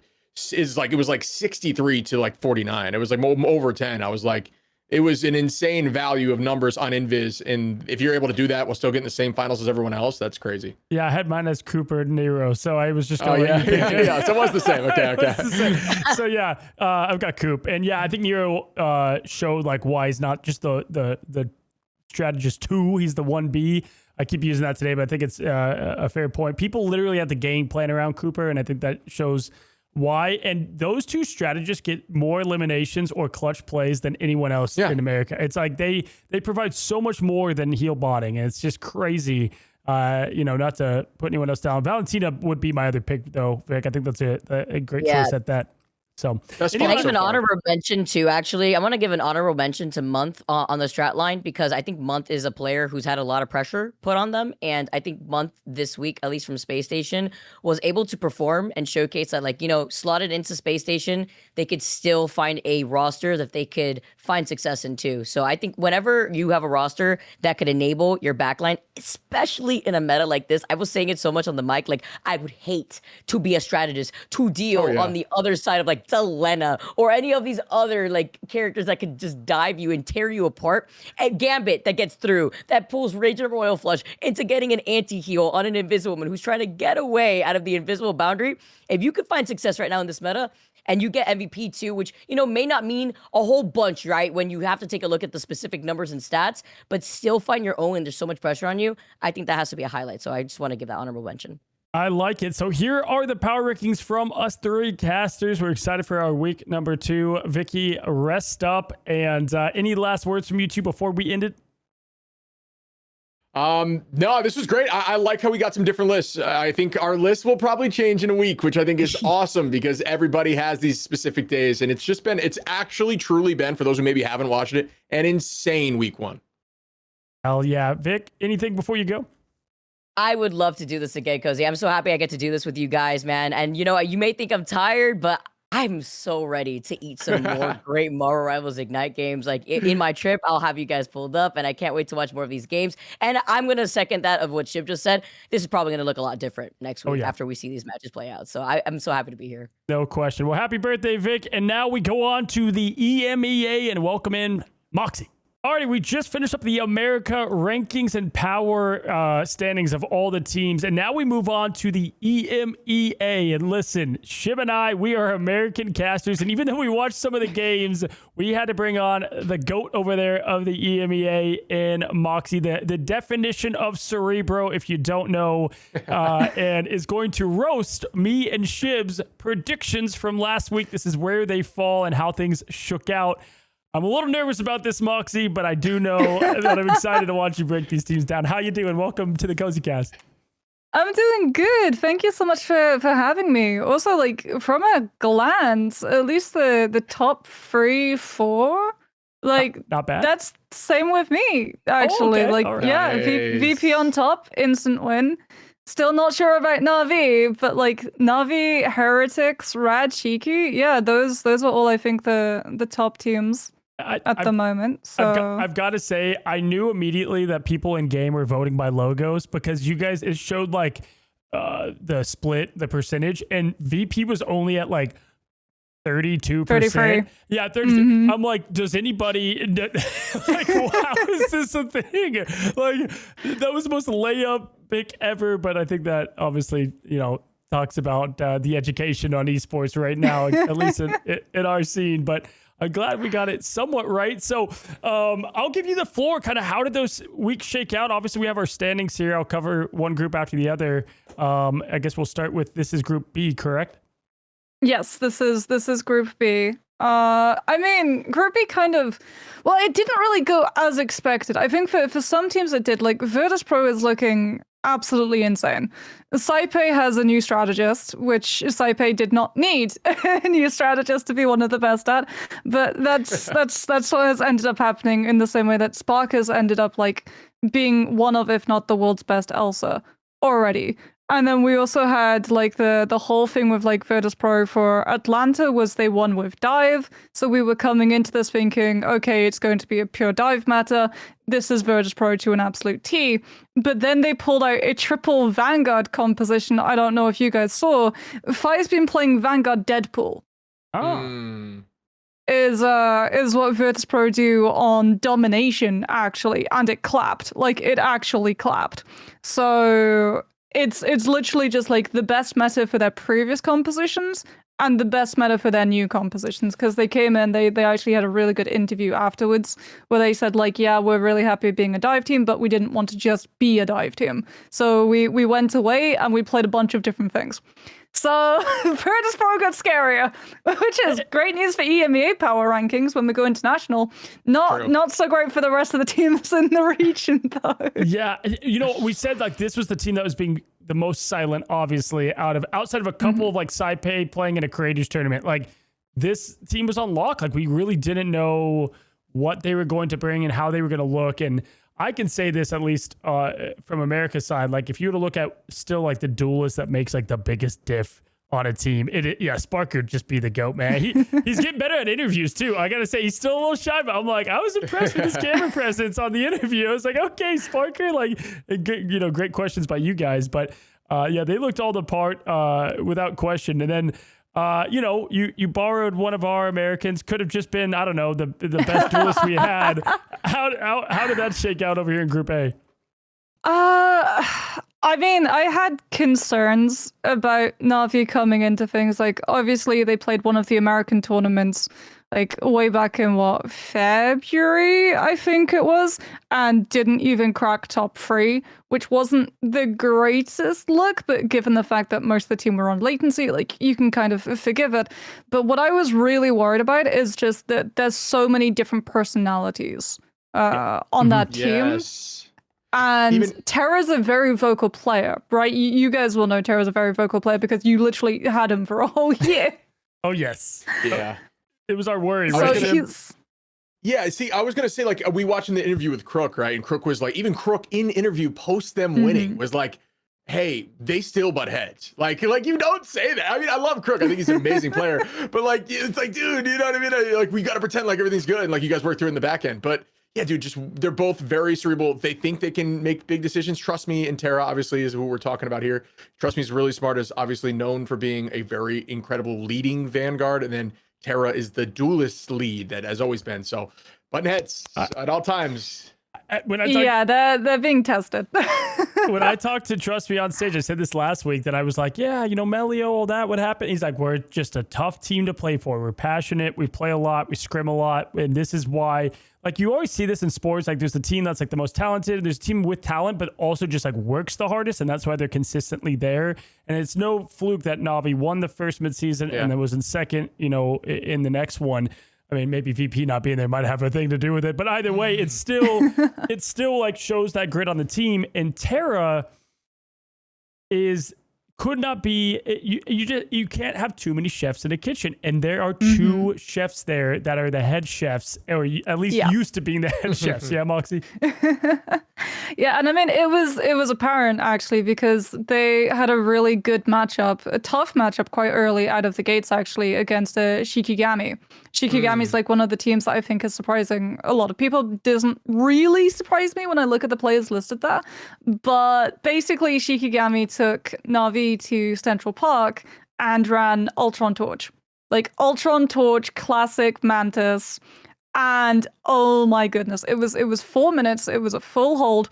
They attacked first and just absolutely steamrolled. We saw so many attempts of like trying to find stuff to go up against the Flyers. Like they tried everything. I mean, everything. We had Wolf Fastball Special attempted. Didn't work out for one life. Back to spawn point. New hero comes out. Try that. Doesn't work. Back to spawn point. New hero tries that. And then it was the defense. And Flyers are really, really good on Central Park first defense with the Ultron and the Torch. I think we actually got Iron Man before America did. I know Rymazing has played Iron Man, but if it was later than day 2, we got Iron Man first, because that's what ended up happening. They went through like 5 different ways of trying to work out how to take the Flyers down, and one of them was Iron Man. That's how bad it got.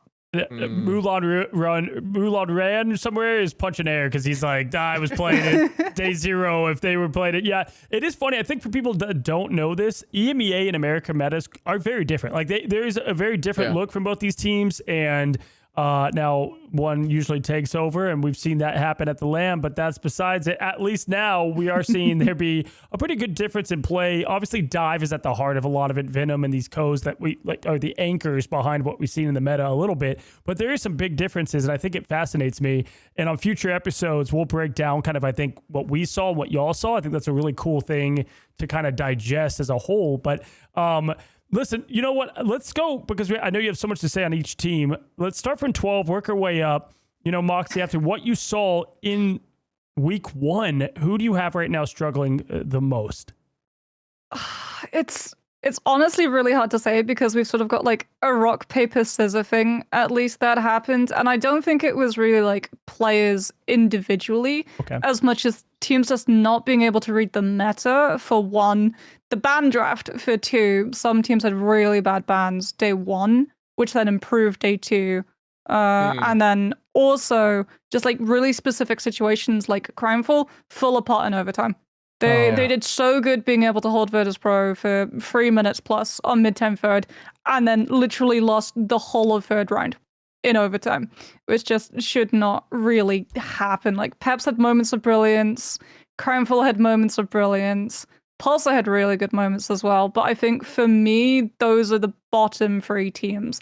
I don't know which order I would put them in, though, and that's where it gets hard. We said that too. Like, there's a lot of times in America where you're like, it's like, you know, 1A, 1B, or like, you know, if it was towards the top more. And I think what's tough for someone like Peps is like they played Heretics and they played Navi, right? Like, Man, not the easiest week one draw. Like, we were talking a lot about that and how important it is. They have to play every team round robin, and some teams got a kind of an easier week one, so they're going to shine more, right? So it's not exactly how the standings shook out, but how they kind of stood out, I think, even in their individual performance. But yeah, trust me, Mox, we did not have an easy time on our end. Putting even our 12 felt bad because we liked how they played, you know? The disclaimer key, Moxie, is you could say, like, this is still week one. Like, stuff can absolutely change. And Pep's also faced Shiki next, or I believe it's next, and that's like... Don't crazy, hold Moxie to this, EMEA. Let the girl rank in peace over here. If you had to pick a 12, who would you have?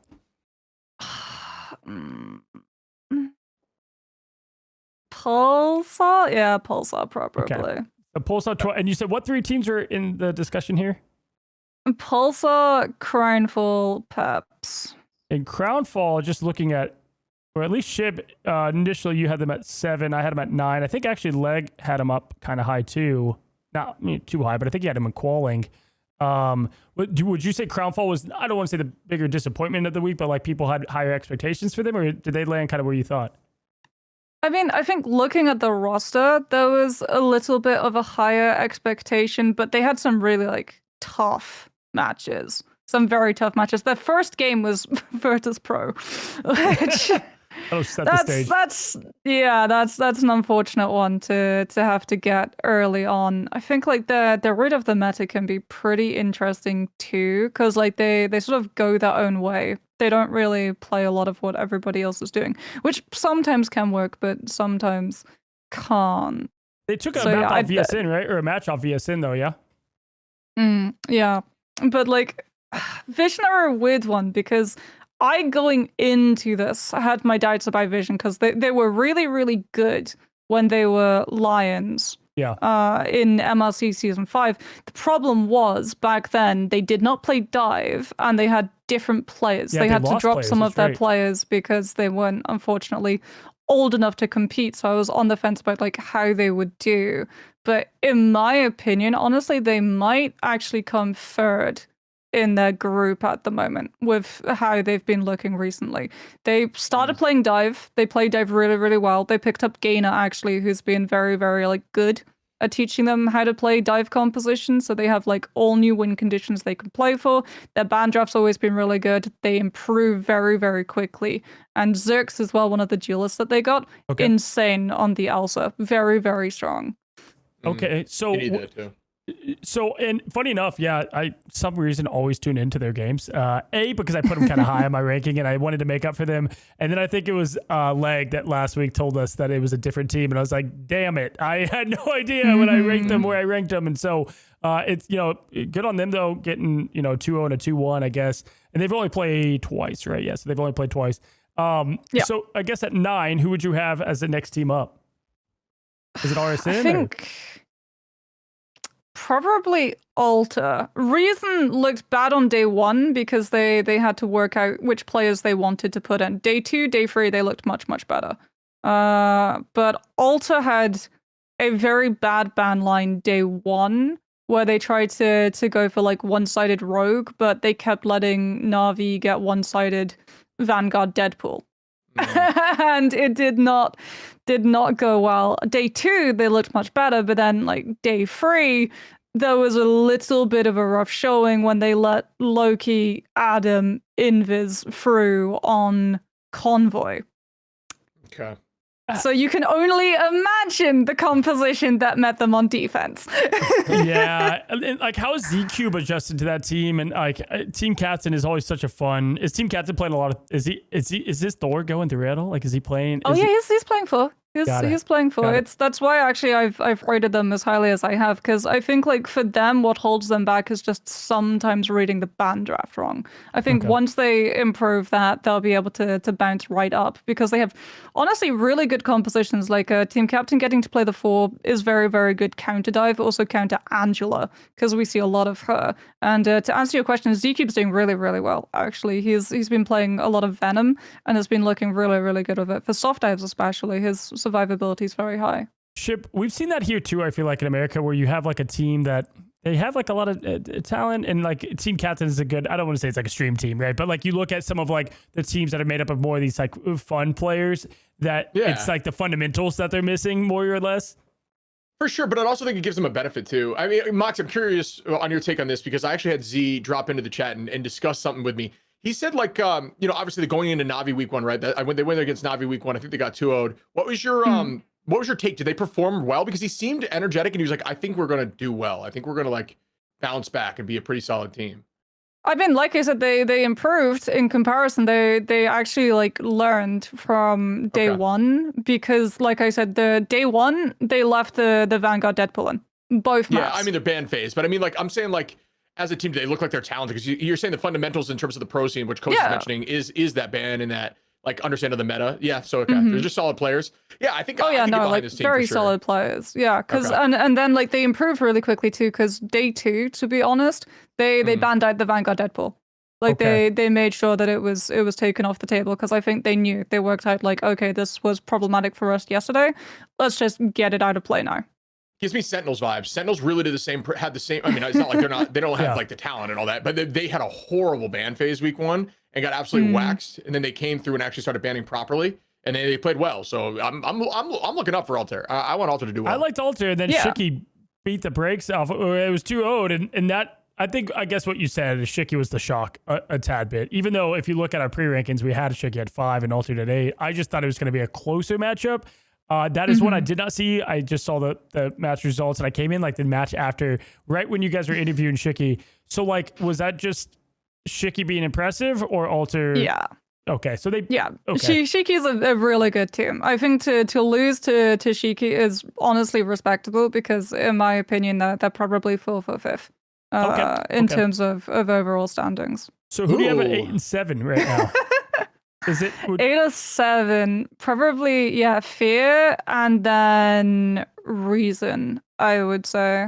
So that's obviously a team I had top 3 in the region. I don't know. I felt like they had the talent there. There's a lot of things that impressed me about them going into it. Would you say that expectations weren't met there? Like, what kind of brought them? Because Binary, I thought Binary was going to really like be a big difference maker there, and I think that ended up not being everything you needed, right? Yeah. They're just getting waxed. They're just getting 2-0'd every time. Yeah, I'm going to say there was one match which like instantly dropped their standings for me, and it was actually against Reason, and it was on day 3 because Reason full pushed Yggdrasil with 3 minutes and around about 40 seconds left with a total of 3 deaths the whole map, both attack and defense. And Yggdrasil's such a back and forth competition map for me. I think there was no back and forth. It was horrible for Fear. Like they read the map so horribly wrong. Like everything that went wrong on their defense that you can imagine went wrong. They tried to portal recontest on first, failed the timings, lost all of the map space on second. Half of them committed to walking out of still the first spawn. So the team ended up getting split. Yeah. Then they lost that fight because they were down a strat who got split off from the team. And then they tried to go for a teleport recontest. No, it wasn't even a teleport recontest. It was a touch from them just like walking from second spawn back onto the point. They miss the timings. So they lose the checkpoint. They lose the team fight. And then proceed to just get steamrolled through third. So FlyQuest for America is essentially like that's kind of that's like the team I would compare it to. It's like great players, and then there's just like slop. Like there's just like what's happening.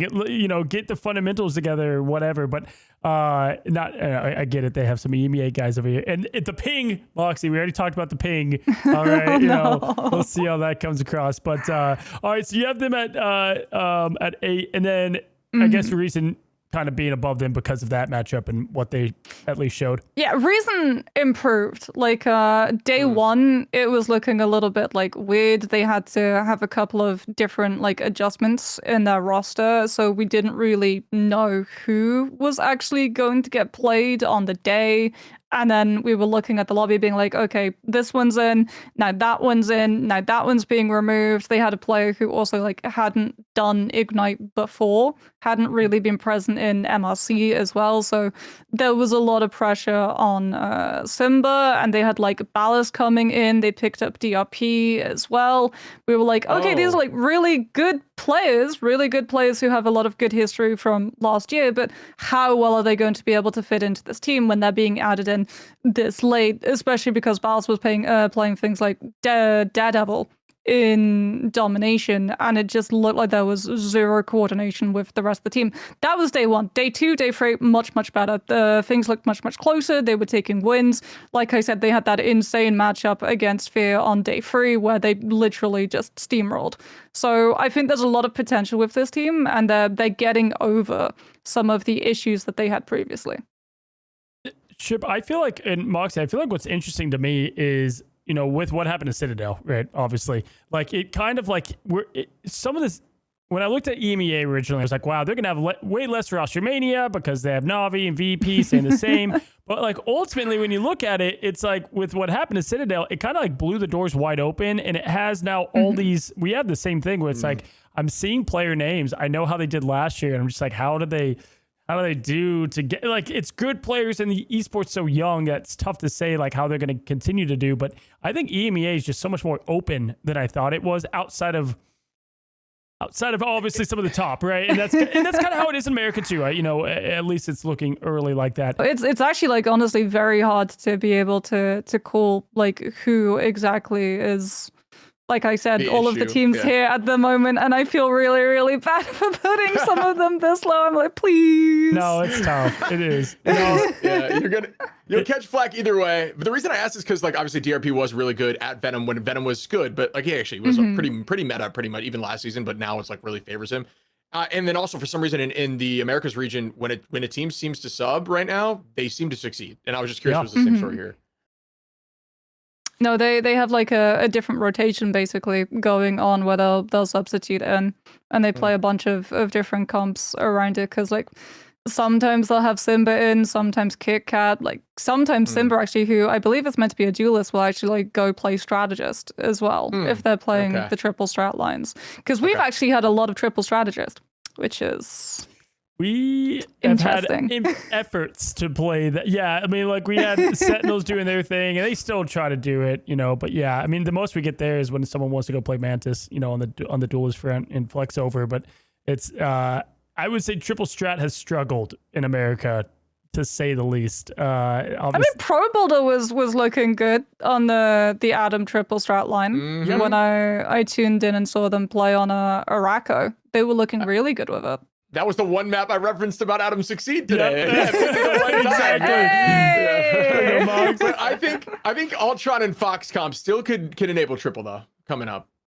See, we actually had Luna Fox 2-2. We had 2-2-2. Yeah, I don't necessarily mean together. I just mean you could run a triple with a Fox now is going to be pretty strong, and then Ultron whenever Mantis is available, stuff like that. It's still viable, but yeah, I'm with you. Typically, it's not great right now, but without that kind of stuff. So at 6, I'm gonna go Vision, and then you have, is it Vision Shiki, or do you have Shiki at 4? Did you say you had Shiki at 4? Yeah, I have Shiki really high. And I love this, right? Because obviously this is where you look at the standings. And for me, I'm like, Vision got 2-0. They did their job for the day. 4-1 overall, only dropped a map, right? So it's like, and Shiki went 2-1. So, you know, it's a tough place to rank them there. So, okay, so you have Vision at 6. Then who's the team that you are dropping to 5? Is it the hot, like, is it a hot tea? Is it Rad? Like Rad? I knew it. I think it would be Rad, okay. yeah. Let's start there. I think we talked about Vision a little bit. Let's start with Rad, because Rad look good. I mean, because they're hot off the MRC. We're seeing that over there in America too. MRC teams are like, they're showing off a little bit. I feel like they've just been so fun to watch. Do you feel like it's a flash in the pan kind of thing, or just their matches? So it's interesting because EMEA has a really weird like ban line. Actually, I don't know if you guys saw it, but EMEA kind of shaded America a little bit. Why? No, I didn't. What else is new? You guys didn't see this? What else is new? So basically, America, you know how like America always goes for the instant ban on Elsa Oh, I Pretty- did see this. I did see Oh, this. so Pretty Gambit. much. No, I didn't see it. Yeah, so that started like carrying over a little bit for EMEA, where there's a sort of debate currently going on, quite hotly contested, about if you should instant ban Elsa first or if you should instant ban Gambit first. So it's an interesting one because like Rad, they really like the Elsa. They really like the Elsa, with Crazy Kitty looking really, really good on the Elsa. But I don't know how frequently they're going to be able to get it. Although I will say they do have an advantage against some of the Ignite teams because they came through from MRC, Yeah, which means that they got to it. play both the Gambit and the Elsa and Museum of Contemplation as well, more frequently and earlier in actual officials than some of the teams. So like the Elsa's been looking really, really good, but I just don't know if they're going to be able to get it all that often soon. And Elsa's taking a nerf, right? Like, say what you want, 25 HP is 25 HP, and it's gonna make it, you know, there's gonna be times that she dies faster. So I mean, like, I think the Elsa carry, even on our side too, is gonna go down a little bit more, like across the board for a lot of reasons. So that's interesting here. So 4, you have, that is 4s. You have 4. You have Shiki at 4. Do you have Heretics? That's the question, isn't it? Fair. Is it Shiki or is it Heretics? I think it's honestly, it's all going to be determined this week. That Because blows they me all away have too. to go against each other. Like looking at Shiki and Heretics Kaya, team, their team right? is so stacked. What? Chicky is old Kaya, no? Cooking with Kaya? Am I wrong? Yes. Yeah, Shiki's Kaya. Dude, but Heretics is And like, Kaya Naga, is one of Tanuki. the best Venoms. Like, here's the thing. Shiki is literally like Kaya and Lindstrom from Katsuya. Then you have Frostmountain and Name from OG Seed, as well as Leolas from Final Dance and FaZe and Isidore from Foot. Like, it's a really good team.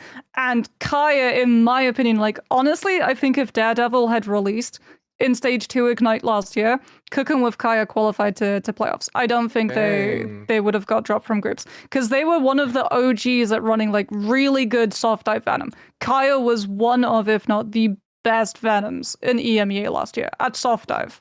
Can I ask 2 players specifically their performance? How is Beetle playing and how is Oasis playing? Because those I feel like are two players that I've had my question on Heretics. I obviously know how the other 4 are going to play. Those are the 2 that I'm like, I wanted your opinion on it. So, in my opinion, they're fitting into the sort of like gap that was left in the pairing because like Tanuki always got to play with a dive Vanguard, and it's sort of like the 2026 version of Poly Pokey that Beetle and Tanuki are becoming. Okay. Because Tanuki's been playing a bunch of Psylocke, and Beetle has been playing a bunch of Captain America, and they've been looking really, really good. And then obviously, one of the EMEA players that you guys grabbed across the seas was Ken. Yes, So Alex was left without his duo, which means that Oasis has been having to fill those shoes. And he's been looking very good as well. He had he had a really good game as Jeff on day 3, where he basically just played the whole time Museum of Contemplation, first point when they were still in second. Like, he was just constantly in the back line, constantly in their heads, being an absolute menace, to the point that he was spawn camping people who were coming out. Ken on our side would get like 3 elims. I've already referenced this, but he would get like a 3-piece, and then Fly would still lose the point. And I'm like, guys, like he couldn't do any more over here. Like with this ping, yeah, it is funny to see. I feel like our Terra is y'all's Poly, and then we have, you know, we somehow got 3 other very talented players from what was some of Citadel. But yeah, I'm glad you answered that question because Enzo, like, love Enzo as a player, love Tanuki as a player. Like, these are guys I've fallen in love with their play style. But Poly is not an easy puzzle. It's just like 100 Thieves Terra. Like, you can't just like replace it. You have to kind of mold a new team identity around it. And so that's where I was, you know, a bit confused. So who did you have at 4 ultimately? See, wait, I'm going to cheese it. I'm going to look at the games that they have coming up and be like, oh, wait a minute, Actually, this one will win that one, and this one will win that one. Right here on screen, ready to go. While she's looking, Coz, this, because we had this conversation before, talking about how controller Vanguards are going to struggle with the dive a little bit more. Okay. The one example from past history would be Enzo. Enzo. Enzo was always, Enzo was always the Venom. So, like, just while she's looking at that stuff. That was the one time I was like, and he was looking good on Venom. He's one of the few controller Venoms that was like almost on par, if not better than the MKB. Yeah. Okay. Yep. That's fair. I also get why Rad that was pushed down, because I was looking at some of these people's schedules, and it's like, my God, some people played very easy teams going up. Like Rad has a very tough week 2. Yeah, Rad has awful week 2. Rad is VP. Yeah. Rad is VP last. I'm like, you don't want that. I mean, Shiki versus Heretic, so that's gonna be a good one. And Vision isn't a gamey 2. I think it's actually really interesting. Vision Rad's gonna be a fun one just to see kind of like where they stand in that. Like that could be playing for placements almost, because like if you want to just say Rad loses a VP, like that could almost be for them like the decider. Yeah, the decider. Yeah. So for where Rad are Vision for. So Heretics plays Alter, Navi, and Shiki. Damn. And Heretics Shiki. They don't have an easy path either. So yeah, like the day 1 and day 3, I don't know who to call for Heretics or Shiki. Ugh. Yeah, that's a tough beat. It's like honestly coin flip. Yeah, fair. I think they beat Alta, but for Navi and Shiki, I feel like it could be Navi, since they'll have a whole week to be able to practice. Because here's the thing, teams instantly recognized that Navi was struggling with the Torch Ultron comp, and literally the next day they played Peps. Peps ran the same thing against them on domination on Celestial Husk, not Central Park. And like Navi won, but it went to 99%. It was close. And it also relied on Star-Lord. So I feel like if you ban Star-Lord, they might stumble a little bit against the Flyer comp, but they do have a week to be able to scrim it, because they actually said in the interview they weren't prepared for that composition, which I'm honestly surprised about how much information players are giving in interviews.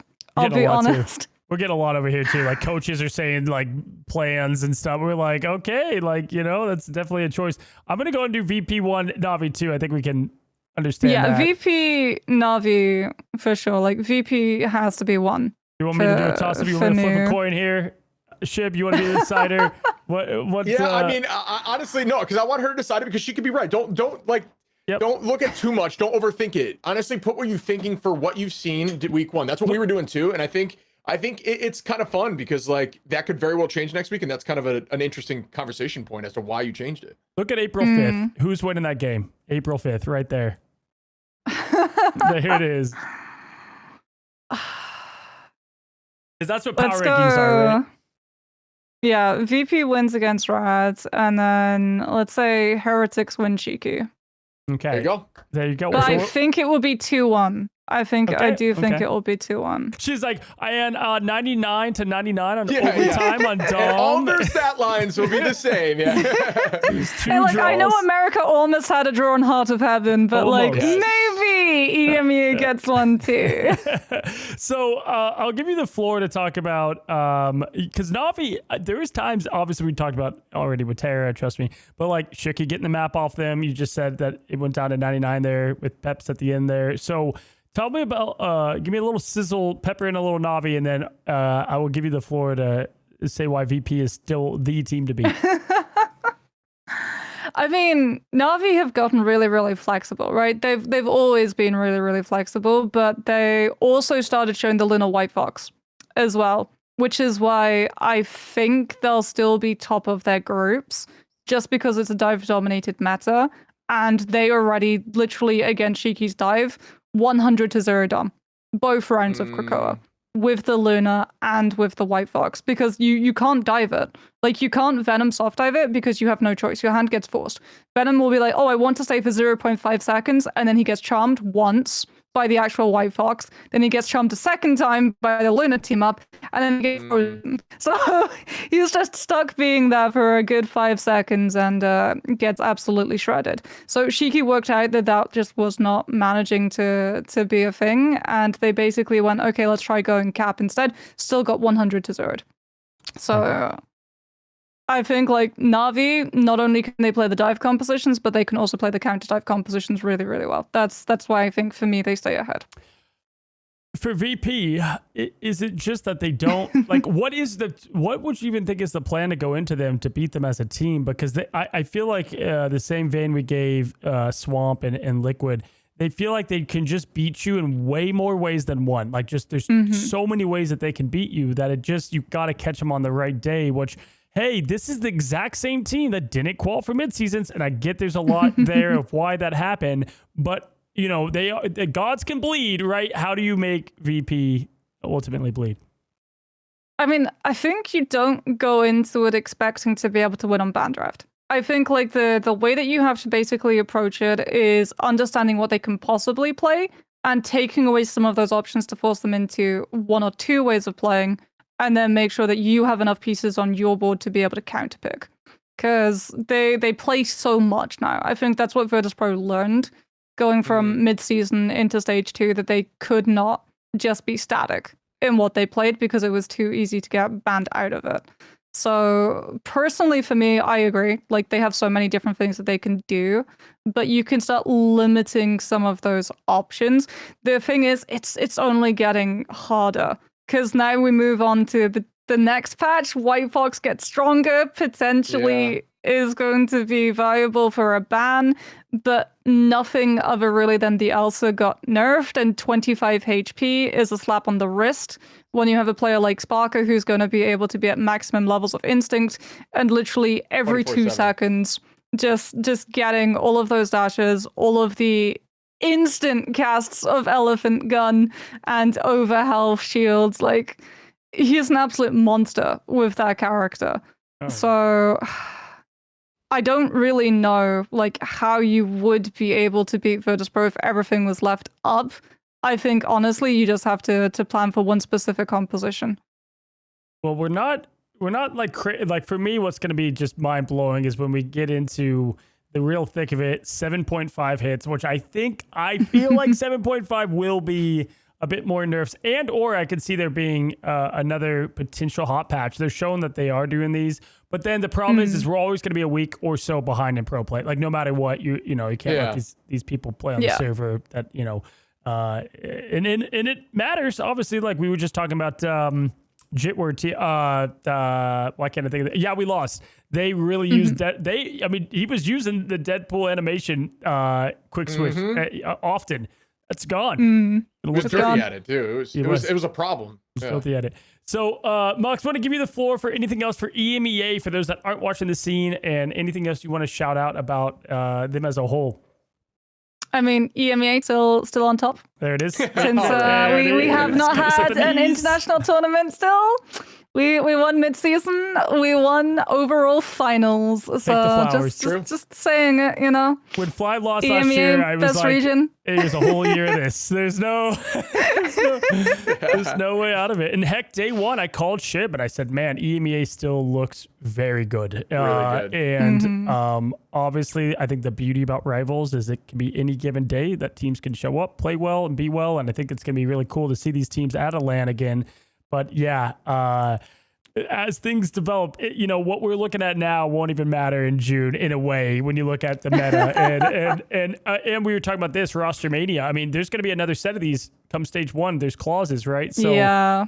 It's almost they say this in sports now, like these feeder schools, like they're kind of like farm schools, farm leagues and stuff like that in baseball too. They're worse than ever now because what happens is the money exists and the whatever that if they have a star, they're gone. Like that star just gets signed and put to another, to one of these bigger orgs. And so if one of these orgs have a roster, I guess let me ask, and I'll end with this: do you think that there's anyone standing out enough single-handedly in any of those teams there on the 7 through 12 that have a risk of just being taken because they're that good? Wow. Yeah. I won't name who. Okay. But yeah. Okay. All right. I imagine some Write of it down these to teams. us. Message us in this chat. Yeah. We'll show it next video. Or whatever. Yeah. We won't expose the secrets here, but no, I think that's what's gonna be fun though. I do think that hey, these teams have a lot of money in it too, so they want to win and they're doing the research. I know these teams are watching, so definitely really fun. We're going to be doing a whole thing on EMEA probably next week or the week after for those, because we have a lot of EMEA viewers. Obviously, the scene the winners come from there. So we got to give it a lot of the love. Moxi is Vikki did 3 days in a row. Moxi is in the exact same camp of just working like crazy. If you haven't seen her cast, guys, truly so much fun on the analytical brain and cerebralness of it. I've gotten to cast with her once and still miss it over here. But thank you so much for coming on over here and lending your expertise, Moxi. Well, thank you so much for having me. And once again, apologies to all of the teams who are a little bit lower. Please don't track me down. Only 1 week. Only 1 week. You're good. You're good. They can't be upset. Wait, I actually have one more question for you, Moxi. Is there a team in the Americas that stood out to you? Like, okay, I like them a lot. Like, who's your 1-2 in America if you did see anything over there? Okay, well, I mean, my predictions so far for Group B are actually perfect. Okay. They're fully 100% perfect. My Group A is absolutely fried. Yeah. I think everyone's Group A is probably absolutely fried. No, Thieves was my 1, and Swamp was my second for Group A, and then Liquid Citadel. I think it has to be everyone's currently for Group B, right? Oh. Yep. So for sure. They're the one of the two. Like right now, the one of the twos. They are Swamp, and then I think you have some mix-ups in between there. The lower end, I think, is an absolute dice roll. Yeah, I think like after week 1, Swamp's moved up to first for me in Group A. Thieves are just too coin flippy to be able to secure that top position.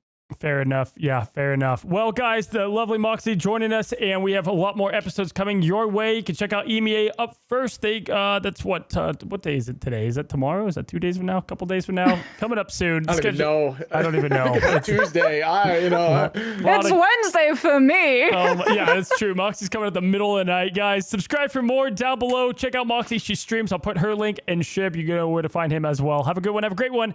Happy rivaling.